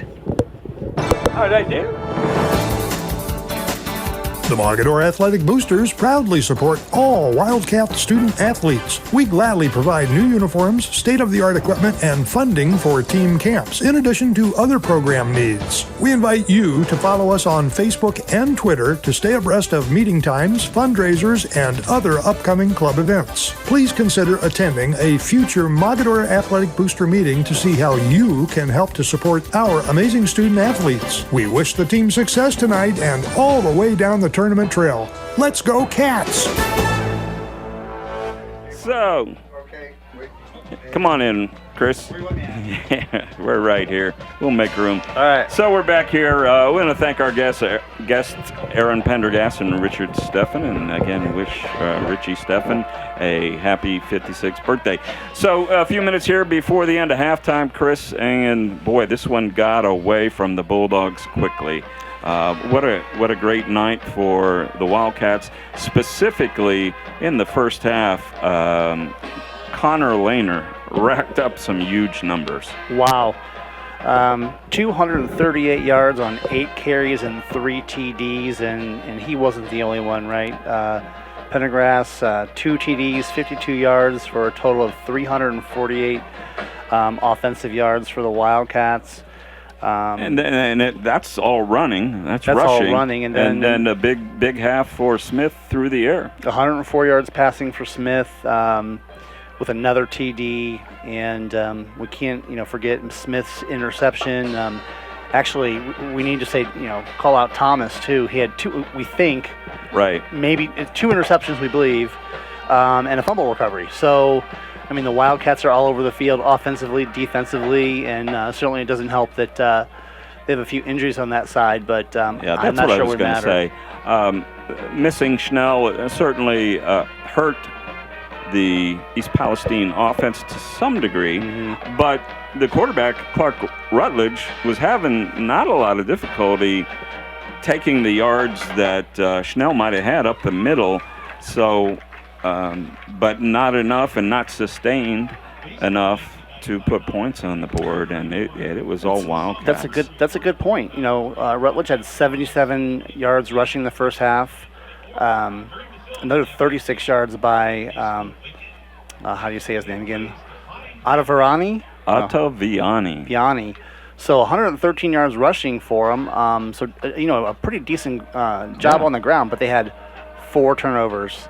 And that's a killer. And their vaunted passing attack just hasn't been there so far tonight. The Mogadore DBs have been blanketing them, not giving them a lot of opportunities. And when they have had a couple of guys open, the pressure on Rutledge has been such that he hasn't been able to find them. So the Wildcats have had their way tonight. So let's fast forward now. What happens here in the second half? How far does Matt Adorney go with his starters, if at all? We saw some significant substituting there in the second quarter successfully. As you mentioned, Pendergast came in, ran 2 touchdowns in the last half of the second quarter. So I think, he's going to be very careful with his skilled players. You would think so, right? We did see Custer in the quarterback there also in the second quarter. So we'll look to see if that continues. We will be under a running clock, so we're going to speed. It was a long first quarter. We'll speed things up here in the second half, and Chris and I will try to keep you up to date as best we can with scores from around the area, especially the ones that affect Mogadore and possibly Norton, as those are 2 of the games we're considering covering next Friday night. So we'll try to keep up with those and other local scores. I'm not much not to like if you're a Mogadore fan. My goodness gracious. We've seen Mogadore. This is the 3rd time now? Yeah, 3rd game out here. And this Mogadore team is so improved. Coach Adorney, seems like a ridiculous statement to make. What a great coach. They just get better every week. And what was a young team early in the year does not look like a young team now. That's a great point, yeah. And most of them will be back next year. Many of the skilled position players will be back next year. So a lot to look forward to, but I can guarantee you nobody on that field tonight, coaches or players, are looking forward to next year. If they haven't already been convinced, and they probably were, but maybe some people in the stands weren't convinced. I think they're convinced now. They're for real, and they want to make some noise here in the following weeks here in the tournament. How about those defensive backs for Mogadore? What a great first half of football. I think you made the best comment of the first half when you noticed that Maddox Smith, who was racking up tackles and pass interceptions and passes defensed, because of his job mostly in the first half was to turn around and hand the ball off, was able to actually get some rest on the offensive side of the ball, and he had a brilliant first half defensively. Well, we've seen in the first first 2 games we've seen him, and he was, running the ball to the right, running the ball to the left, scrambling, and didn't have to do any of that in the first half. And wow, what a player on defense! I mean, he is really good on offense, a great athlete, but defensively, man, just a different level player. We're about to start here in the second half, so we'll take this opportunity for a quick 30-second break, try to get a little ahead here because, as I said, things will pick up some speed here in the second half, and we'll be right back with second half action.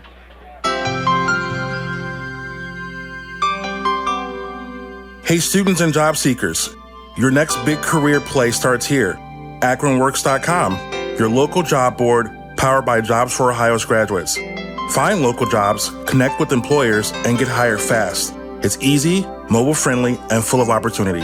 Step up, get in the game, and visit akronworks.com today because your career deserves a winning drive. Back at Mogador's Memorial Stadium, where at halftime the Wildcats with a big 54-0 lead over the East Palestine Bulldogs. And Mogador should be getting the second half kickoff. Looks like that's what's going to happen as East Palestine deferred in the first half. So the Wildcats not only with a big lead, but they'll get the first chance here in the second half. And as I said, we'll do our best to keep you up to date on scores involving local teams. A big score, and the Mogador people who are listening at home are going to be real happy to hear this. East Canton leads Fairport Harbor Harding 25-10. Chris, that third quarter or still at halftime? I believe it's half. Okay, so good news. And why is that good news for Mogador? Well, it's good news for Mogador because if East Canton can hang on and win that game, Mogador will be back here at home for week 3 of the playoffs against the Hornets. So we'll keep an eye on that. Things can change quickly, but at this point, East Canton with a 15-point, 2-score lead over Fairport Harbor Harding High School.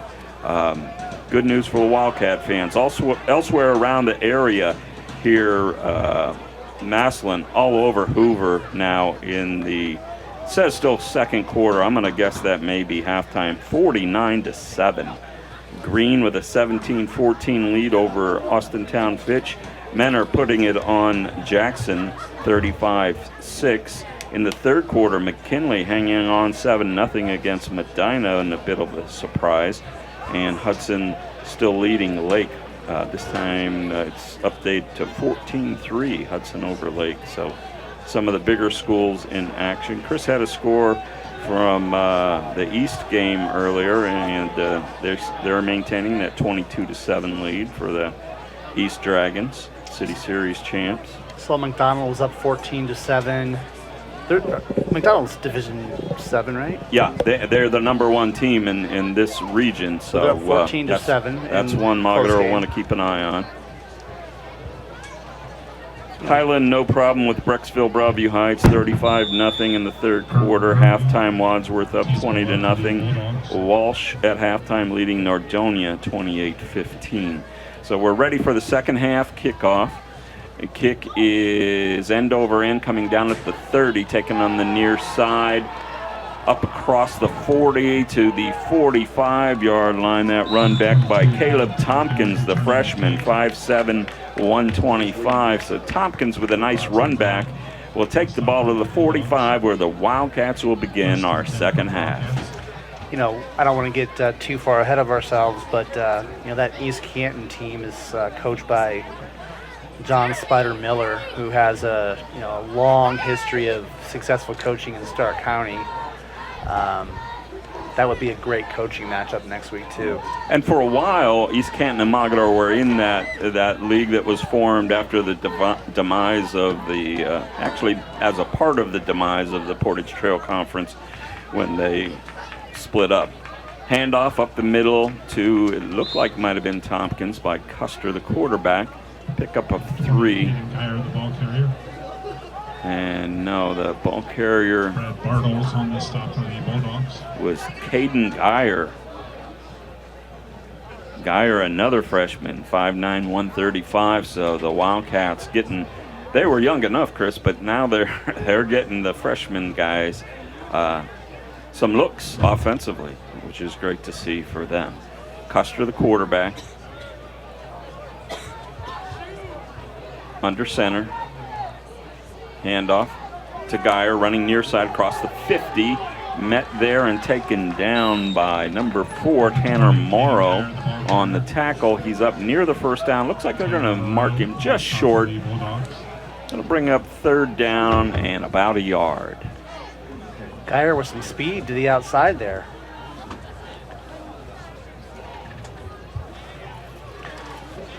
Let's see if the Bulldogs can get a stop here. 3rd and 1. Custer under center. He'll turn and hand this time for the first down to number 30, Jackson Wallace, another freshman, 5'6", 135. Tackle in the middle of the line was by Lucas Inman, his third tackle on the night for the Bulldogs. I think we're going to see a lot of that this half.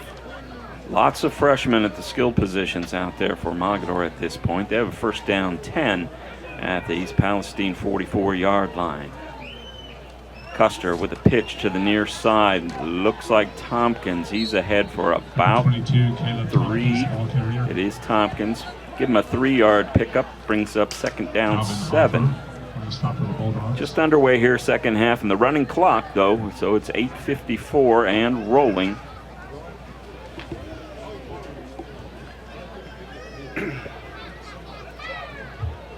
Mogadore slowing their pace down a little bit. You would assume that would be the case with a bunch of new players in there. Second down 7. Custer turns, hands off up the middle, this time given to number 44, Jacob Dasco. Dasco got in on defense last half. He picks up another 4 yards, brings up third down 3. Ball spotted at the 37-yard line. I'm going to need another sheet here for all these players running the ball. Yeah, I was going to say this is by far the most running backs we've seen in a backfield this season. But a great opportunity for the freshmen to get some snaps in big game situations. Custer, again, under center, eye in the backfield. Turns. Hands to, looks like Tompkins, who's ahead and has the first down, very close. Actually, Geyer on the carry that time. Jackson or was it? On the stop for the Bulldogs. Well, First down Wildcats. Yeah, Caden Geyer was the carry. He got the first down.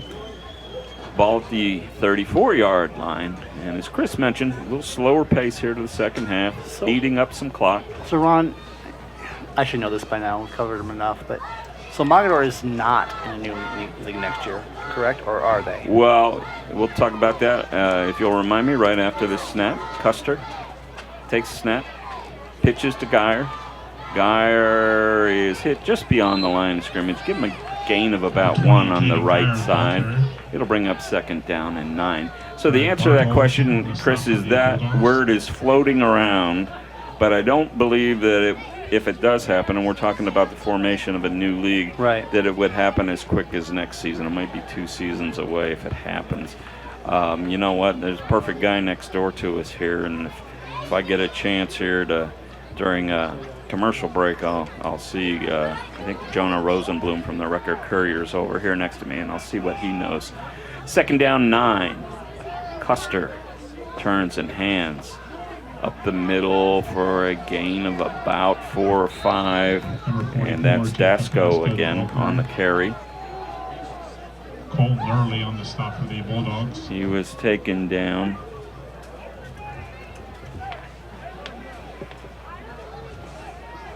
Well, one common trait with all of these Mogadore running backs, they all run hard on first contact, their legs keep moving, and that's all you can ask. Yeah, even this second and third units have managed to pick up nice yardage running in the interior of the line. This time, handoff across the 25. Still on his feet is Geyer. He's down to the 22. Another Mogadore first down. 5:29 remaining third quarter. The Wildcats up 54-0. So a very methodical 4 or 5 yards at a chunk drive. Probably just what Coach Adorni was hoping for here, Chris, in the second half. Ball control, still moving, giving these young guys some success. Right. I think he would take that every day in this situation.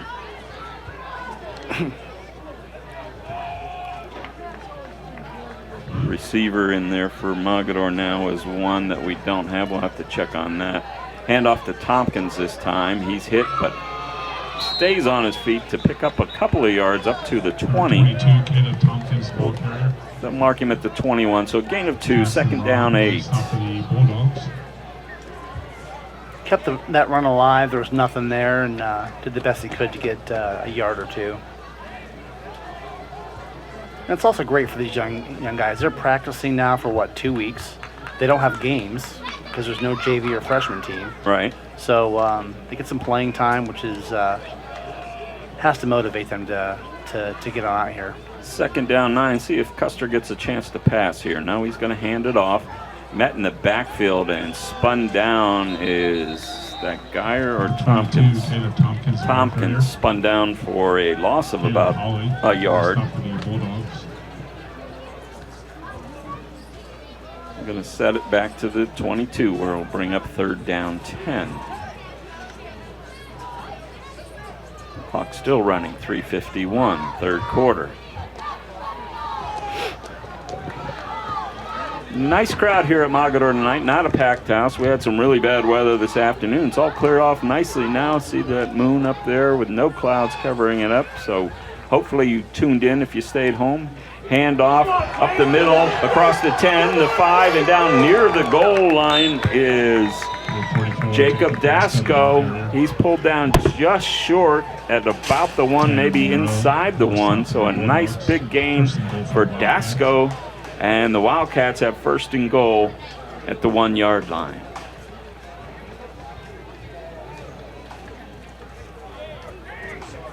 They just keep on coming at you, don't they? They sure do. And everybody's getting a chance. And everybody who has RB next to their name on the roster, I think, has gotten a touch or two already. So Custer has lost the snap, and it looked like Mogador got on it. One of the running backs saw it and alertly got on the ball. Let's see who that was. Yeah, that was Dasco who alertly jumped on that one. A loss of about a yard, maybe 2, so second and just inside the 3 yard line. Very alert that time by the freshman Dasco, keeping the ball with the Wildcats. Got a little bit anxious there, probably. Yeah, it looked like he pulled out from behind center a little quick that time. Dasco and Geyer in the backfield. Behind Custer. Custer turns, hands to Dasco. He's hit immediately, and a nice tackle that time by 74, who is Lucas Inman. Inman with his 4th solo of the night for the Bulldogs. And that brings up third down and goal. Gotta like it that the Bulldogs are still battling in there. They could have easily just have been passive there, but no. Hey, 2 good stops. Right, they clogged up the middle for one of the few times tonight, so they're showing some will to fight in there. Third down, ball just inside the 3. Handoff, a little trouble with a handoff, and stop for a short loss is Geyer. Move the ball back just outside the 3 now. 4th down. And let's see if Coach Adorney's still content just to hand the ball off, or if he tries to come up with something to give this young group a chance to punch the ball into the end zone. 1:03 remaining, third quarter.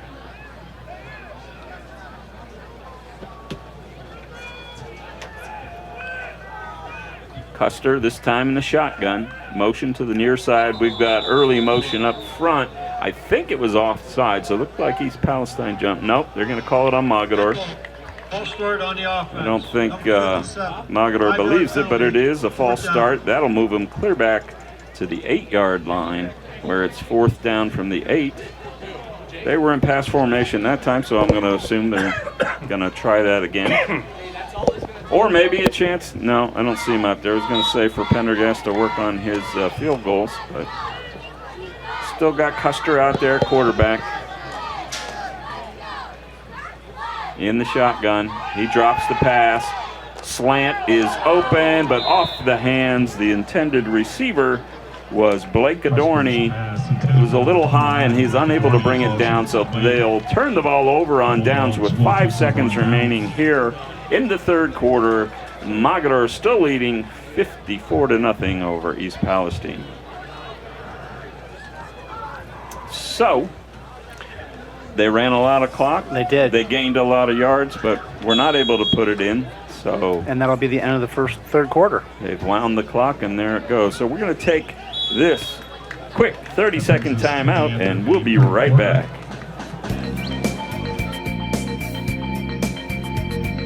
Leaders aren't born, they're built. At Port Summit Rotary, we connect local professionals and community members who are passionate about making a difference. Build leadership skills, advance your network, and help create lasting change. Make your impact. Join us today. Learn more at portsummitrotary.org.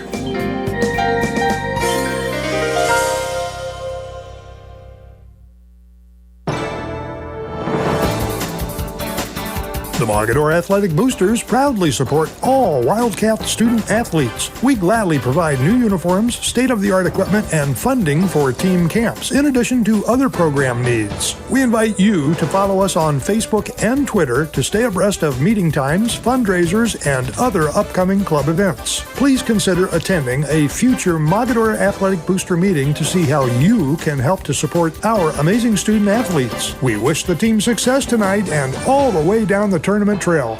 Let's go Cats!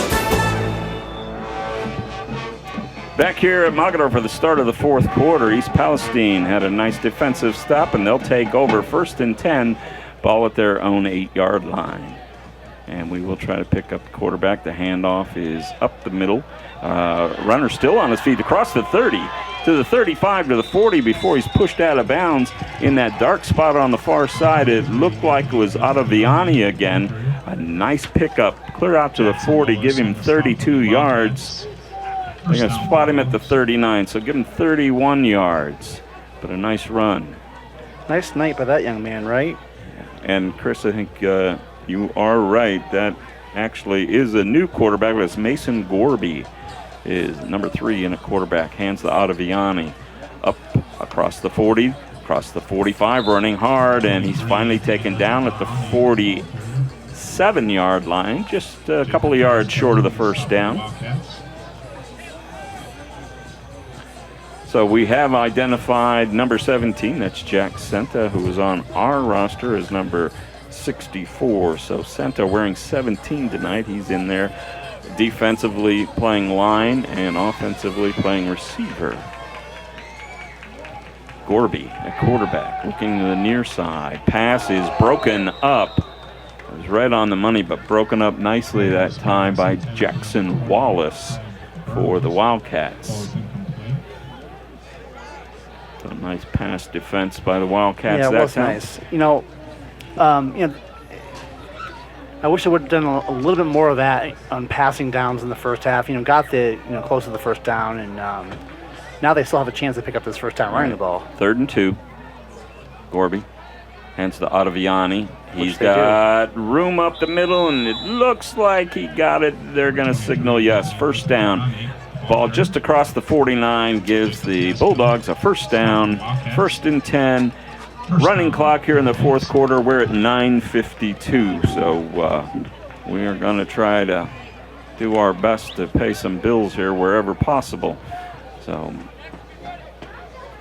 Bob, I'm giving you some forewarning. We may sneak some in here during running clock. Handoff to Ottaviani running the near side. He's met in the backfield, shakes out of that, and across the 50 to the 47-yard line. So a nice effort again by Ottaviani. Gets him up to the 47. It'll bring up 2nd and 6. Dorney on the tackle for Mogadore. Clock running, 9:13. Gorby, flanked by 2 runners, handoff to Ottaviani again. He'll plow ahead for about a yard. Nice job on the left side of that Mogadore line. Looked like 54 was in on the tackle that time for the Wildcats. Cole Turner. I just want to say something about Coach Dempster. We talked to him before the game, and you had to be impressed, right? He was really positive, had high expectations of his young men, and they're just starting this journey. First time they've been in the playoffs 2 consecutive years ever. So, good on them. Gorby passes the far side, a first down and driven out of bounds. Looked like 19 for Keelan Simon, sophomore, a 5'10", 135-pound sophomore. He picks up the first down for the Bulldogs, and they're on the move. First down, 10, ball at the 38-yard lines. And I agree with you, Chris. And certainly not the result they're looking for tonight. But 2 straight years of some decent success, and everybody pretty much back next year. The run to the near side on the pitch doesn't gain what the Bulldogs were hoping for. That was Peyton Rutledge, who's taken down for a loss of 1, and it looked like the tackle that time was Jay Smith again for Mogador. So this is the second time in school history that this team has made the second round of the playoffs, and they're just looking to build upon it, and I think they're going to. The roster is very, very young. Gorby back to pass, has a man open over the middle. He catches it to 20, 10, 5, touchdown.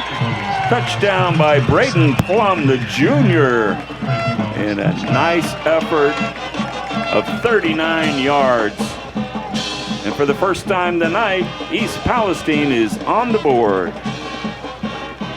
Nice toss by Gorby. To me, Chris, absolutely nothing really difficult about the pass, but he did a nice job of surveying the field, finding the open guy, and Plum, who's one of their top receivers, found a seam and just ran it right into the end zone. That's really tough on those young DBs back there. I mean, they split the seams. They had 3 seam routes, and that's tough to guard if you're not used to it. Trying to pick up the kicker here. The kick is up, and it is good. Might have been number 8, Nate Mead. It was Mead with the kick for extra point. We'll take this opportunity for a quick 60-second break and be back with more. Mogador leads 54-7. If your saving for retirement approach involves the phrase, "I'll get around to it someday," Edward Jones can help. When it comes to meeting your goals, time can be on your side, and there's no better time than now to get started toward your retirement goals. Or if you're in retirement and want a second opinion, let's talk. Edward Jones financial advisor Vince Rosnack can help. Stop by or call Vince today at 234-571-9913 to set an appointment. Or stop by the office at 529 Canton Road in Ellett, across from Eastgate Plaza.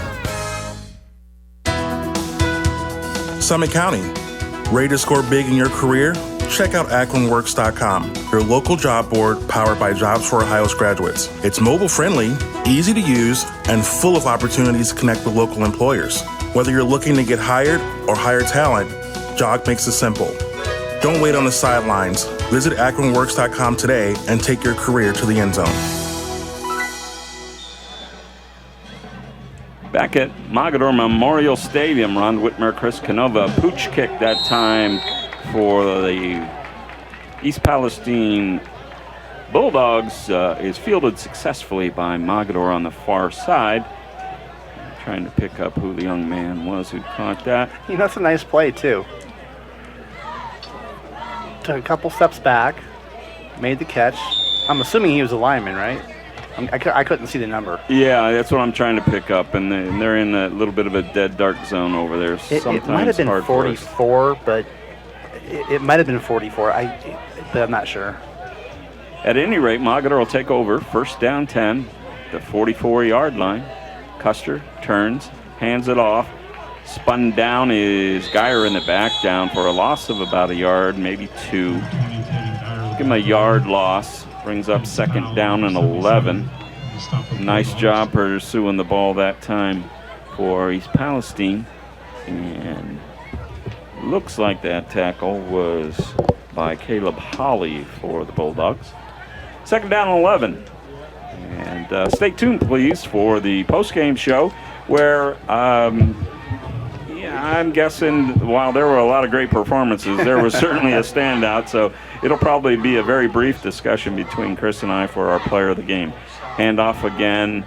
This time it looked like Number 30, Jackson Wallace, and it was, who got the ball for Mogadore. Pickup of 2. That'll bring up third down 9. Ball spotted on the 45. So, 3:27 remaining.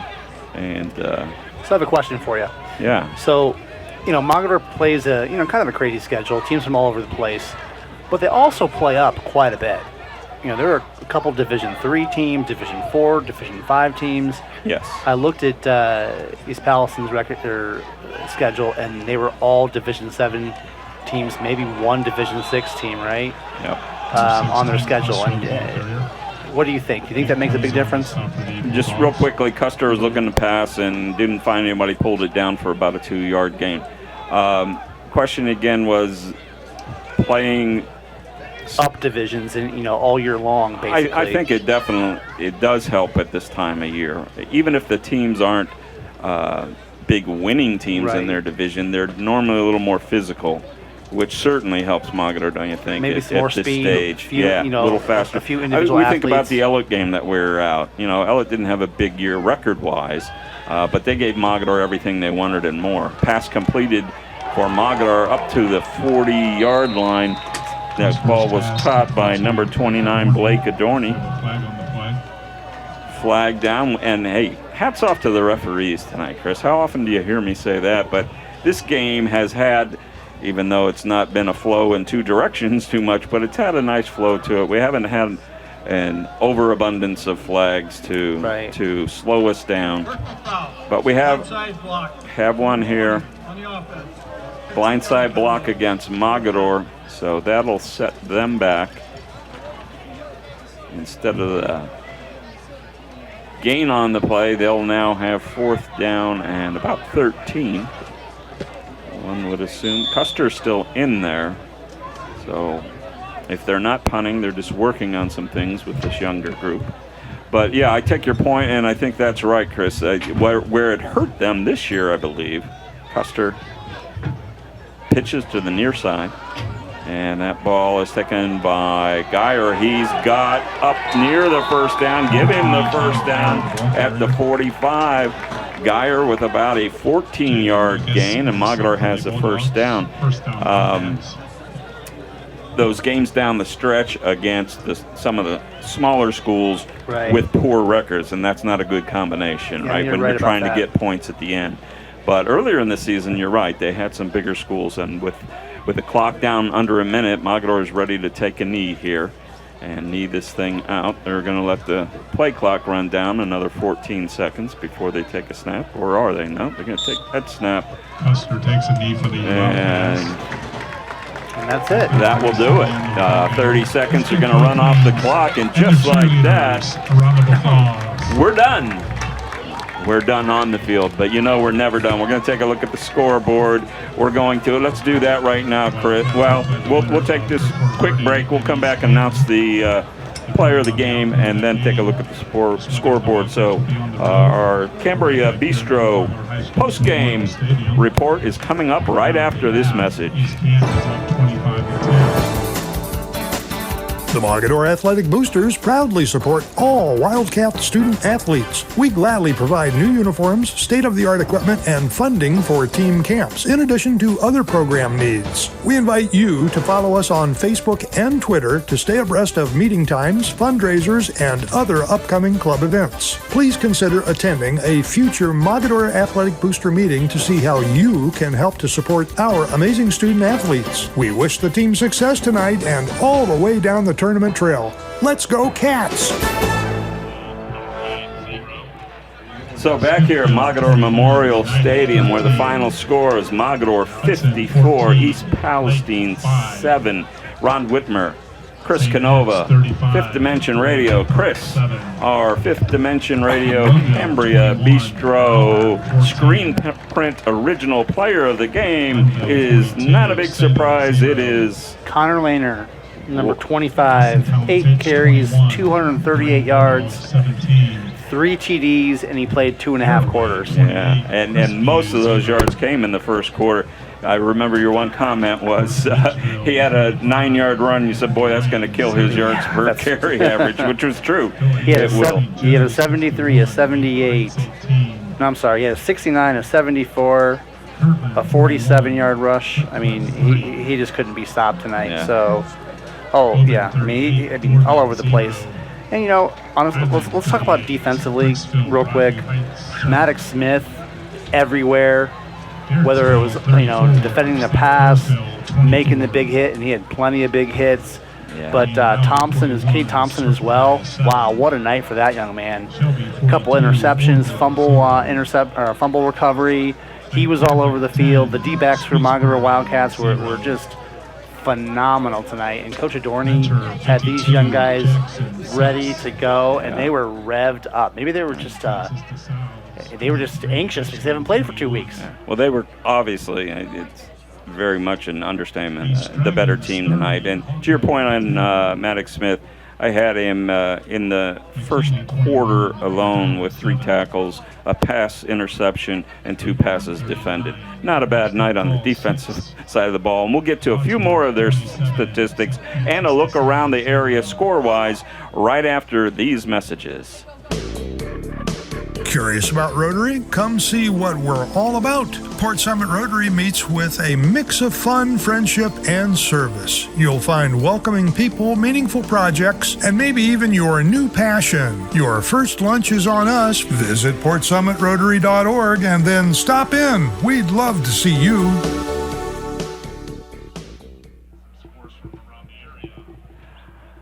So, back here at Mogadore, and I don't know if we jinxed ourselves week 1 or not.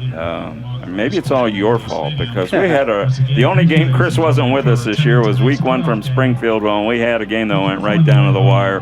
And pretty much the rest of the season, even games we felt like were going to be a pretty good battle, have oftentimes turned out not to be. And that was the case here at Mogadore tonight. But there were some good games in the area. So, Chris, I know you've been looking for some scores. Just and random I'll try games, to fill in here. McKinley 14, Medina 7. Other local news here. Let me see if I can find McDonald 14. This is in this region. McDonald 14, Warren JFK 13. 11 minutes left in the fourth quarter. Fitch 21, Green 17. I don't have where that is in the game. My guess is probably early fourth quarter. We got done quite a bit early tonight, obviously. Yeah. So I'm going to interrupt you just for a second because the game that matters most to the folks here that are still here, some may be aware, some probably aren't aware. Third quarter, 7 minutes remaining is, to Chris's point, we're a little ahead of most of the games at this point. East Canton 32-10 up on Fairport Harbor Harding.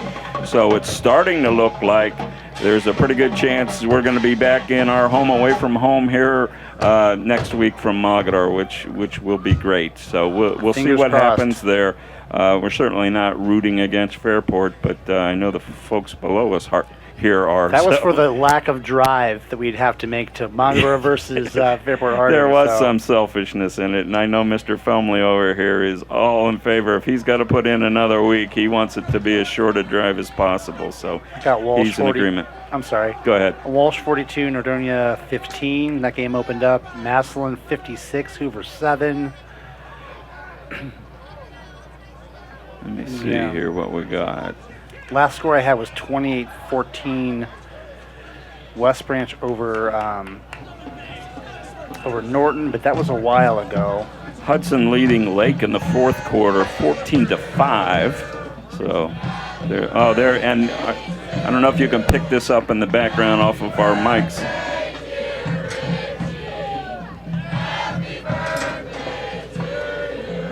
So there you go. That was a happy birthday serenade to our halftime guest, Richie Steffen, by the football team, the cheerleaders, and the fans that remain here. So just another indication of how special high school football can be, even off the field in the community. So hats off to him. So, I was saying Hudson over Lake. So Lake did get a safety there, and it's 14-5 Hudson at this point. Hoban 38-0 final over Boardman. Perry 20-6. So Is fourth Is quarter. Garaway this division? I don't think they are. I think they're 6. Fourth quarter from West Branch. Looks like the Panthers are going to meet the end of the road. West Branch Warriors leading Norton 35-14 in the fourth quarter. So going to need a big rally from Norton to move on. Lake Catholic in the fourth quarter leading Streetsboro 16-0. And Cloverleaf trails Galleon 13-3. Now that's still saying a second quarter score, so we'll look for an update there. But so far, the Metro had big success last week. All 3 teams are at this point going down tonight. You don't talk about Manchester very much, but they're in a close game, down 14-7 to Girard at the moment, third quarter. And I think Girard was pretty heavily favored, so Yes, that's a good job by Manchester to be in that game. You said that's fourth quarter? That's third quarter. Third quarter, okay. Smithville, which I think is 6th this year, right? Division 6. Up 21-13 on United. CVCA, local team, they're up big, 42-7. Look at this. Look at how things are moving quickly tonight. Mr. Fritz is already back in the booth, having provided that. And by the way, we should be specific. So I think last week we said that might be it for player of the game. But we did have enough in terms of gift cards to name a player of the game tonight who, if you were away for a bit, it was Connor Lehner from Mogador. And good for Connor. He got double gift cards since we ran out of T-shirts, so he'll have he and his family or his girlfriend will have a nicer meal or that when offensive they line. Get out to Cambria. Yeah, that's who I'd spend appetizers. it on, right? Out at Cambria Bistro. So good for them. McKinley now 21-7 fourth quarter over Medina. St. Ed's is up big on Mid-Park 45-7. See who else we got here. I think you gave an update on Massillon, right? Yeah, they were up big. Another game of interest in this region for Mogador. Malvern trailing Monroeville 34-14 in the fourth quarter. Now, if memory serves me, Monroeville would most likely go on to play Glenville, and I haven't seen a Glenville score yet tonight, so that's one we should Glenville look. was up huge. Okay, so if they're up big, it would be Monroeville and Glenville, I believe, and then Mogador, East Canton, if that score holds. So I don't know if you caught this, Mr. Fritz, but East Canton's leading by 3 scores in the fourth quarter. So you might want to talk to the Mogador folks before we leave tonight, and maybe we'll be back here next week. Norton, unfortunately, appears to be going down. They're 3 scores down in the fourth quarter. In other area scores of interest, what did you have the Manchester game at? 14-7? It was 14-7 last Okay, I got fourth quarter. Manchester has tied it up 14-all against the undefeated Girard. So good job by then. A little side note here. I know we're not supposed to mention things like this, but my cousin's son is a receiver for Manchester, so I am pulling a little bit for them tonight. Nice. Hope that they can squeak one out there out of Girard. Norwayne losing to Liberty Benton, who's undefeated 28-0. And you mentioned the CVCA all over Geneva 42-0. Rocky River, and that's not a final. Rocky River leading Revere 16-14 fourth quarter. So there's That's a battle. Great game, right? Yeah, there's a battle. I like that Revere Why can't team. we get those games? We had Revere and they won by 40. So yeah, exactly. Dalton, who beat Mogador, gave them their only loss, I think, in week 3 or week 4, is leading Columbia at halftime 27-7. Canfield leading Kenston 24-14. So East now 36-10 over Hawken. I think that looks pretty safe for East. Fitch has gone up on Green 21-17. And yeah, as you mentioned, Glenville 49-0 over Salem. So I think that pretty much covers us. You did give a hope and score, right? 14-0. Yeah, they won 38-0. 38-0. Okay. What was the Fitch? Who was Fitch playing? Green. That was close. It was 21-17. That's what it is now. Fitch, I think, in third right? quarter. Fitch up 21-17. So we're going to take the opportunity to take advantage of the running clock tonight. And we're going to be coming back to put a little bow on this one and talk about next week after these messages. Hi, this is Ronnie Kemmer, owner of Cambria's Bistro. We are located in the heart of downtown Wadsworth at 132 Main Street. Cambria's Bistro is a family-owned establishment that brings together the best of two worlds, the rich traditions of Italian cuisine and the contemporary favorites of a pub and grill. Reservations are not required but recommended by calling 330-331-5282 or 330-331-5357. We offer a casual dining atmosphere that is great for a family dinner, date night, or a special celebration. We feature a wonderful wine list with selections from Sicily to Napa Valley. We also have a great bar menu with specialty cocktails, many beers, on-tap beers, ciders, and seltzers. Cambria's Bistro also features San Pellegrino sparkling water. We are located in the heart of downtown Wadsworth at 132 Main Street. Come see us soon.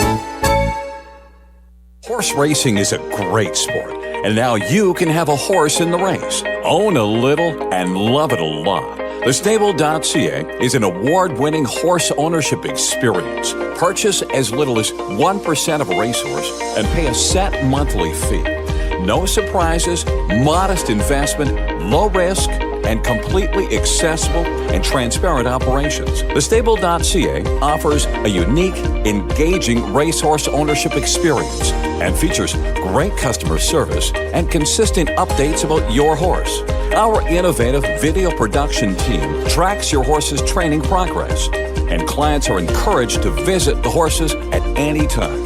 TheStable.ca is right for harness racing, and if you want to have a horse in the race, it's right for you too. For more information about The Stable, email Anthony at thestable.ca or call 519-400-4263. Ron Whitmer, Chris Canova, Fifth Dimension Radio here, putting a wrap here on the big win tonight, 54-7 Mogadore over East Palestine. Hey, I wanted to give a shout out. Don't know if he's still listening here to the post game, but I got a nice shout out from Florida tonight. We know we're heard not only all over the country, but in some cases around the world, and a lot of times it's alumni. So Mark Novell, a Mogadore alum down in Florida, says he's been listening to the last few games, and great to have a live call so that they can keep up. And Mark was a player here. His father was a coach here for years. Mark's been a professional football coach down in Florida. So we appreciate having you, Mark. And it brings up a point. Every week I mean to mention this. So folks who are listening, and I know Mr. Fritz would appreciate this from a...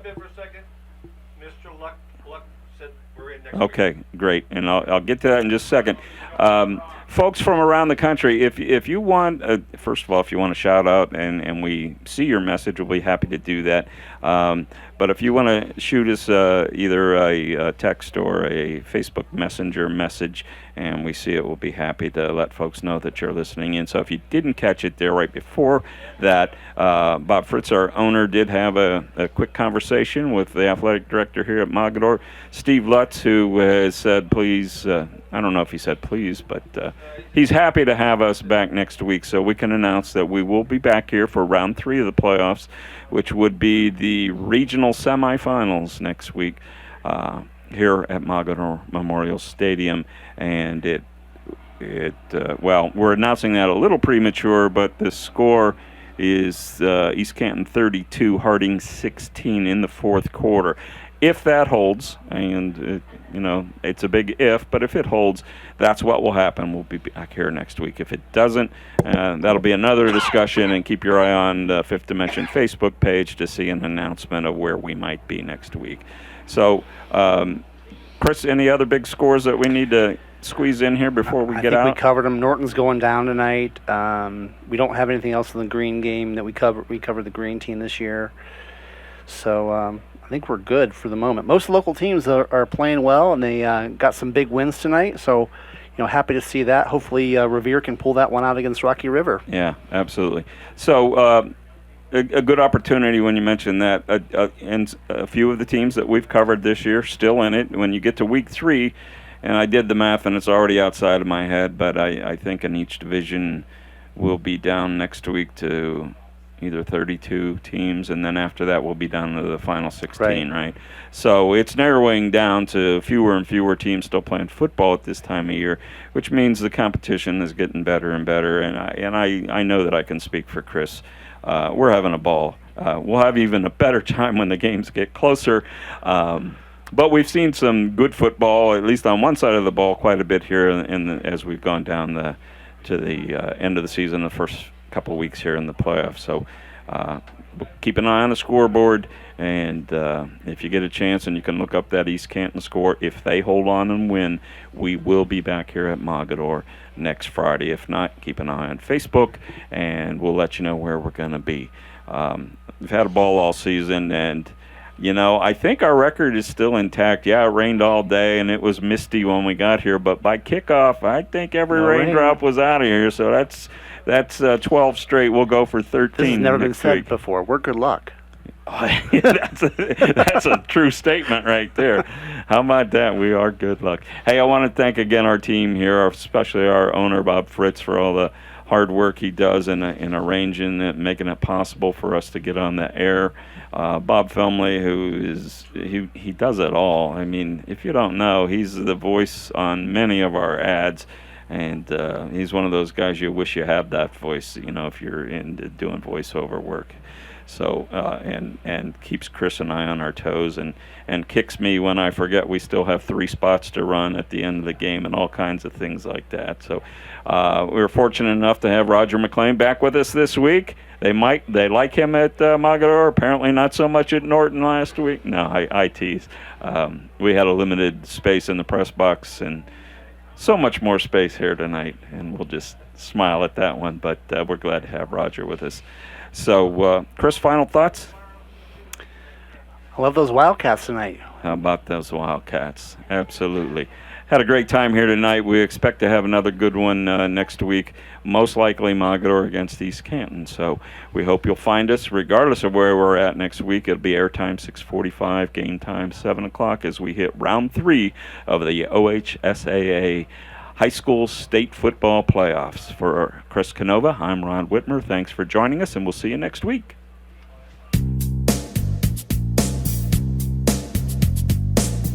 Tired of boring off-the-rack tees? Want to express your unique style or promote your business?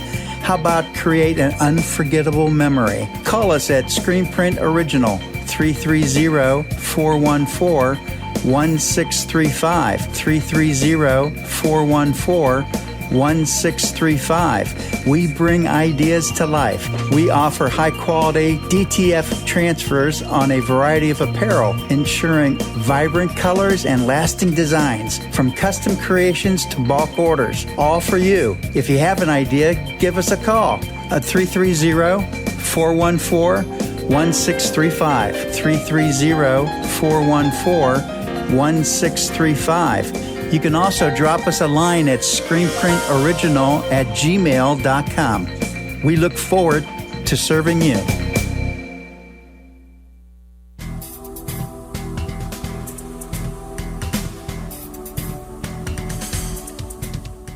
You've been listening to Fifth Dimension Radio's Sports Special, where we bring you live high school sports. And we'll be announcing more exciting games coming up in the near future, so keep it on Fifth Dimension Radio. This is your announcer, Bob. Good night.